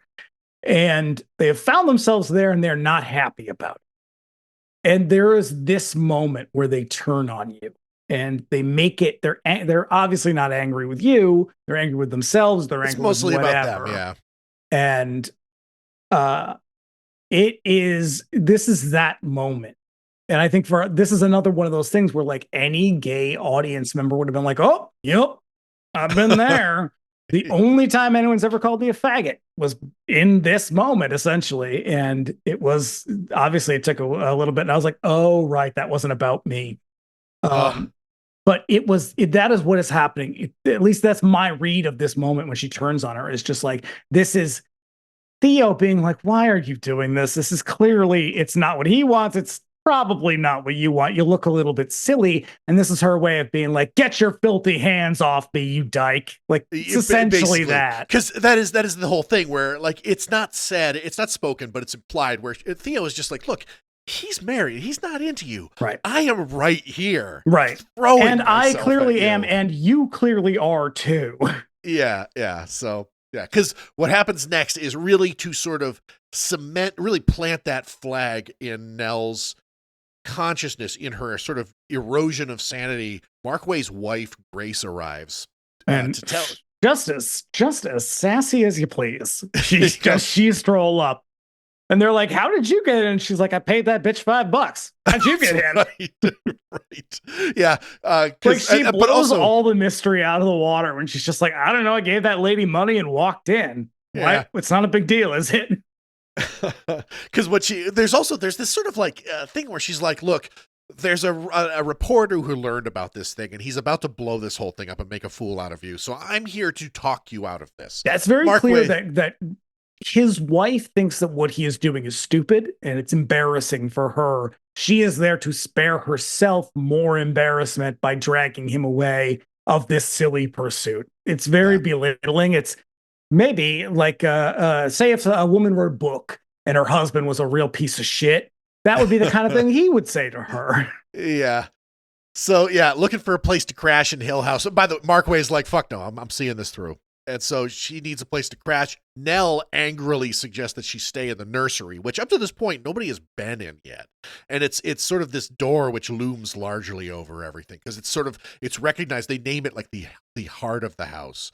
So, and when they cut, like immediately they cut to when she's like, oh, great, I'll be in the nursery. And everyone's like, no, don't go to the nursery. No, the door is locked. We can't get in there. And then they just smash cut. And the door is like, it is open and pitch black, the whole room. Then. Yep.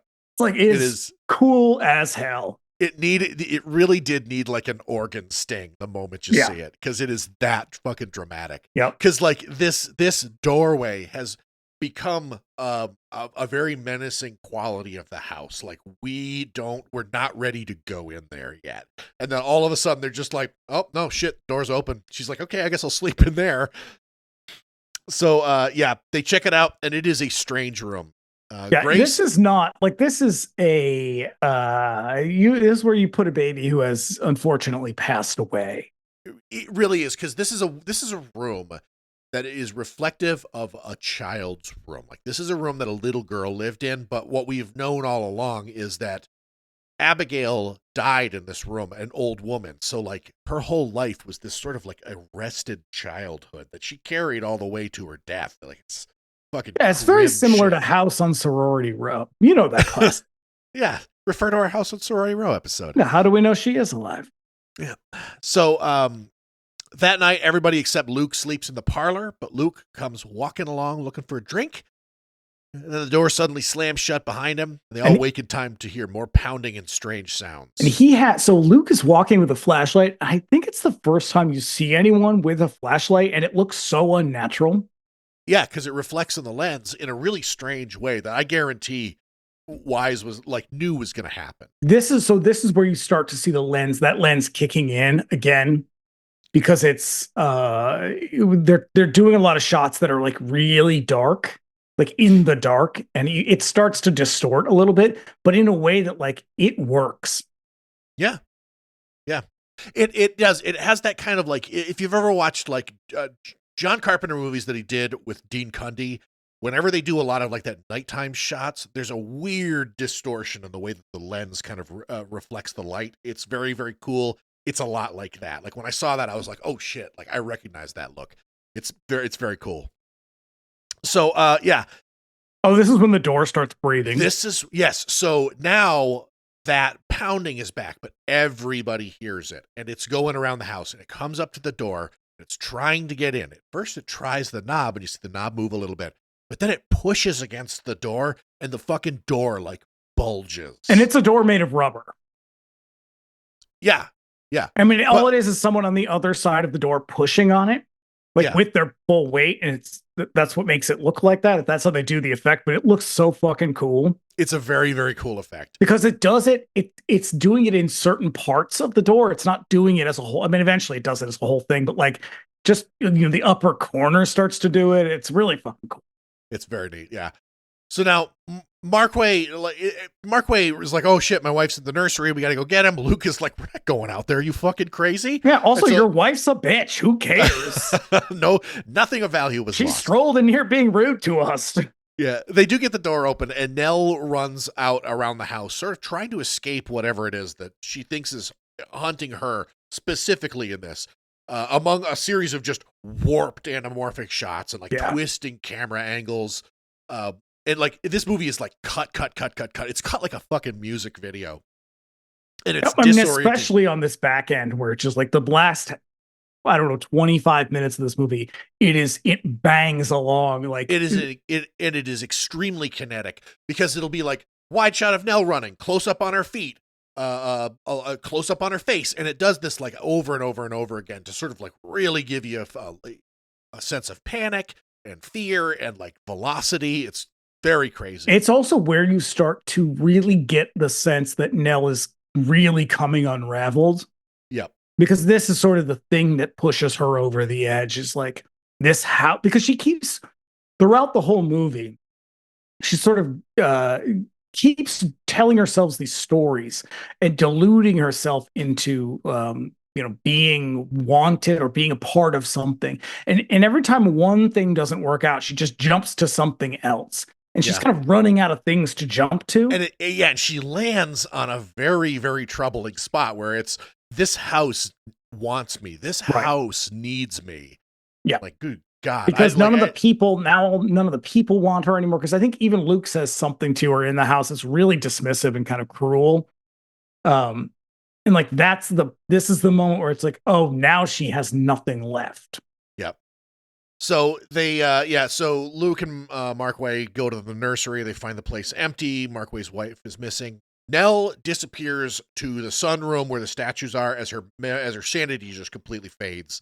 And everyone sort of takes to looking for her as well, as she's like dancing around the house like a crazy person. She eventually arrives at the library, where this is also like my other favorite scene in the entire movie, where she would not enter this place before because of it. But now we get this like awesome dolly shot of the camera sort of going up the steps. And then she sort of takes to climbing the steps, and it's a dizzying shot, like serious vertigo. Like I get nauseous watching it. Because she's climbing it. Every step, it's implied that she's closer and closer to sort of being consumed by the house.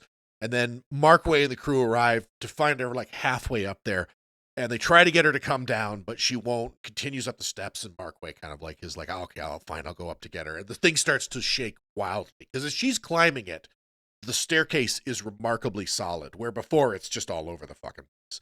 And then once he gets on it, it starts to shake. And so at the top, he kind of like reaches for her, and she covers her mouth and does that thing where she like angles over the edge again, kind of like on the veranda where she sees Grace's face. Not until they're about to leave. This is her reaction to seeing him sort of come for her. But yeah, then as they're about to descend, then she sees Mrs. Markway's face in like a trapdoor very suddenly, but nobody else sees her. Yeah. So now they're like, fuck this. We've gone too far. We got to get Nell out of here. So she's resisting, and they pack up her car. They're like, no. We're done here. Oh yeah. This is where Luke says, sorry, honey, you're not the type I keep. And it's like a real hard line. Because it's like, this is essentially what is happening here is that Markway is saying you have to go. And now Luke doesn't want her there either. And like his Markway's wife has shown up, and Theo is sort of like, kind of not cast her aside, but they had that falling out. So it's like, really, there's nothing left here, which is why she becomes so invested in only I can unlock the secrets of this house. And that sort of goes back to that ideal that anyone who's trying to tame this sort of masculine force that is this house will be destroyed under its weight. Yeah. So yeah, they're getting, eventually she's like, fine, she gets in the car, she's gonna drive. They're gonna send Luke with her. But then at the last minute, Luke is like, Markway, I need the key to the gate. So he gets out and she just speeds off. And so thinking that she thinks she's driving when suddenly the house seems to take control of the car. This is sort of where it undermines itself a little bit, where it's like, a little silly. You're like, okay, the whole time you're playing this, like, is she crazy? Is it haunted? Now it's like, I mean, I guess you can still sort of walk that line, but you could still definitely do it. But like the way that it's trying to communicate this to you is the house is in control of the car, which is really ridiculous. It was at this moment that I noticed a whole that I'd never seen before. There are a lot of, like when we talked about like the Legend of Hell House, The Shining, there are also a lot of parallels to Burnt Offerings as well. Oh yeah. Yeah. Because, well, that's the whole point of Burnt Offerings too, is that the house is bad. Yeah. Like it's not a ghost. It's not anything. It's a bad place. Yep. But what ends up happening is, at first, she panics because the car is sort of veering wildly out of control, but then eventually she realizes what's about to happen to her, and she finds peace as the car crashes into a tree, which kills her. So now the three arrive to find her dead. With Nell claimed, Markway's wife emerges from the forest magically, unable to explain how she got there. She look a mess. She's got leaves in her hair, everything. Yeah. I know it smelled crazy in there. But on the night when she disappeared, she ran from the Phantom and got lost in the house. And the house sort of did this in order to kind of manipulate Nell. But it's also another way of being like, here is a woman that mocked us or laughed at us, and we showed her. Like this, the house, at least Markway's wife gets her comeuppance, but this is sort of the house being like, oh, you don't believe me. Yeah. And it kind of crushes her. She's all jacked up and she's like, no, this house is fucked up. Let's get out of here. Yeah. And so, they all agree that the house was looking to claim yet another misfit. And with Nell in its clutches, we fade out to the title. And another read of this ending is Nell is so desperate to do anything but go back to the way things were. She would rather die than go back to this sort of like, oppressive, marginal life. Yeah. And like based on like, because we just don't get that much of everybody. We get the most about her. Because I think this movie really is. It's her story. Primarily about Nell. Yeah. But like, if she were to leave Hill House, I mean, she can't fucking stay there. It's terrible. And there's like, how the fuck is she going to live in this place? Well, that's the weird thing about it. And I think that's what Julie Harris does so well. Like, everybody in this movie is really good. I think Julie Harris in particular is very good. She plays it.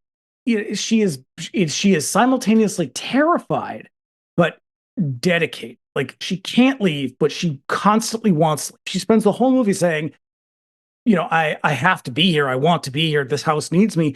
And yet she's also terrified of the whole thing. And it's like, but you believe both of them. Yeah. And it's so fascinating. She does such a fucking great job. Yeah. Because, I mean, then there is a sort of an arc to that. Like there is a kind of transformation. Because at first, we can clearly understand what it is that is wrong with this place. We believe her when she says, like, it's foul, it's vile, it's bad. Because, like, that's all we know about it at this time. And it is a truly terrifying little house. But then as the movie kind of goes on, no, it's a massive house. I don't know why I said that. But as the movie goes on, because as she's also saying that, she's also saying, I belong here, I need to stay here. Right. But at first you're like, fucking why? What is it about this place that you find so compelling? But by the end of the movie, you're like, oh, okay, no, I get it. You got nowhere else to go. Right. Like, and I mean, she is very explicit about that at the end when she says, I have nowhere to go. I have to stay here because the only thing she can do is go back to her sister, whose car she stole to get there. And it's, it's this sort of, it's very interesting. I mean, the opening, we didn't do, maybe we should have read the whole fucking opening. The thing about the opening is whatever walked at Hill House walked alone. Hill House doesn't want anybody. It wants everybody to go. Because it is just this thing. It is its own thing. It does not need anyone. It doesn't want anyone. And she's so desperate to belong somewhere, to belong to something, or to be free. I mean, both of those things, even though they're kind of incongruous. And it's such a fascinating story for 1963. Yeah. It is a wild It is. to think that. It is a very singular story. It's one of those like singularity moments in just in media in general, where it's like, this is a truly unique thing. Like it is recognizable because haunted house ghost stories and haunted house stories, they go back forever. It's culture. It's probably the oldest sort of horror stories that we as like a species have been telling each other. But like this version of it had just never been seen before. Because, like I said, they're domestic stories. They're stories about our lives, and this is sort of the first time someone took that and really made it a lot more abstract. Yeah, and sort of blew it out. Like abstracted the whole thing out to be a much larger story. To say, what if it's not about this? What if it's about this other thing, and we're just projecting onto it? Because that is essentially what Nell does the whole time. She just projects her fear and anxiety and all this other sort of baggage that she has. She projects it onto everybody else in the house. She projects it onto the house. She projects it onto the guy who built the house, even though he is long dead. And that's why I think it works so well that, like, the screenwriter could have said, I think it's about this. Jackson could have said, no, this is what I thought it was about. And they both work because it is such a big story. It lands somewhere in the middle, and it lands there comfortably. It can be any of those things. You can even make it a queer movie. I mean, this is an explicitly gay film about lesbians, essentially, and you're not wrong. Right. You're maybe not 100% right, but you're not wrong either. And that's what's really amazing about it, is it becomes this platform for so much more and it all works every time. Yeah. Like any of the stuff you want to read into this, it really works because it is so abstract. Yeah. I mean, Jesus. I mean, I hate to say it, but like maybe Shirley Jackson's life story is just way more recognizable to viewers than we think it is. Because I think it probably is. I mean, she was such an oppressed person and such a repressed person, and that if she had just, I don't know, if she'd lived in a different time, if she had felt a little bit more empowered, like she was really constrained by patriarchy. She was constrained by compulsory heterosexuality, by this idea that a woman is supposed to marry a man, a woman is supposed to want children, a woman is supposed to do all this domestic stuff, even though that domestic stuff is crushing her to death. Yeah. Yeah. It's an empty promise for her that becomes a fucking burden that she just wanted no part of in the end. But like after, like she could, like, I mean, theoretically, she could have divorced her husband, but like that was such a fucking hard thing to do, particularly the amount of control that guy had over her life. I mean, yeah, she could have divorced him, but like there's also 4 children that she still had to, that she was kind of, and God knows she didn't want them either. This was like a woman who was just trapped in life. And a lot of that is in a lot of ways, that is also a story of a deeply haunted person. So yes, fucking A, man. And that is essentially what Nell is. She's a person who is trapped between no good options. Yeah. And she just wants to be free of those. And that's why she is constantly like, maybe it's Dr. Markway in the book, maybe it's Luke, or maybe it's Theo, maybe like it's anything that represents a way out to her. And she doesn't really give much of any of them any thought, really. No. Because she doesn't know what any of that actually means. She's never had the luxury of actually taking that. But she's also a pretty unwell person at the same time. And it's like, so that's why it's ridiculous for like Shirley Jackson to be like, what? None of this is autobiographical. It's like, bitch, every fucking note of this is autobiographical. I know. But that's why it resonates so much. Is like every one of us has felt all of this stuff at one point or another, whether it's the queerness or the isolation or the desperation. It's all of those things. And that's why this movie works so well, because the fear is really like Eleanor's base fear is that none of these things will want me. They'll all reject me like everybody else has. Yeah, she has no place. Yeah. And as the movie goes on, that list gets narrower and narrower until it's just this sort of abstract notion of the house, which really represents death. So, goddamn, man. It is a banger. So I would ordinarily say, how does this hold up? I think we just said how it holds up. It's a fucking classic. It is an incredible film. Even among its status as a classic, I still feel like this is a very underrated movie in the sort of broader horror canon. Because like Particularly, I think that at this time, a movie like this very much lives in the shadow of Alfred Hitchcock. Yeah. But it's even though Hitchcock didn't do anything like this. No, like his shit was something else entirely. But I think that when people thought of horror films at the time, particularly studio horror movies, you had to contend with stuff like Psycho, and like the same year that this came out, The Birds came out, which is, and I mean, this does feel very British too, even though it's not a British movie, it still feels very British. Yeah, because it has a certain formality to it. Yeah, there's a little bit of a stuffiness to it. But I don't think it is that. I mean, this is not a slow movie. No. I sat down to watch this the other night, and I have not had a lot of time this week to do much of anything other than fucking pack boxes. But I was like, oh God, I gotta watch this fucking movie. I keep putting it off. Put it on, and I was like, God damn, this movie's awesome. It's snappy. It bangs along. It's nearly 2 hours long. Doesn't feel it. Like by the time that movie is over, it's like, oh shit, that was fun, I guess. Yeah, I mean, this is a standout of the genre, and I think you're right. It doesn't get enough attention, and probably because it's not, when we think about like what are the sort of foundational texts, so to speak, this is not one of them.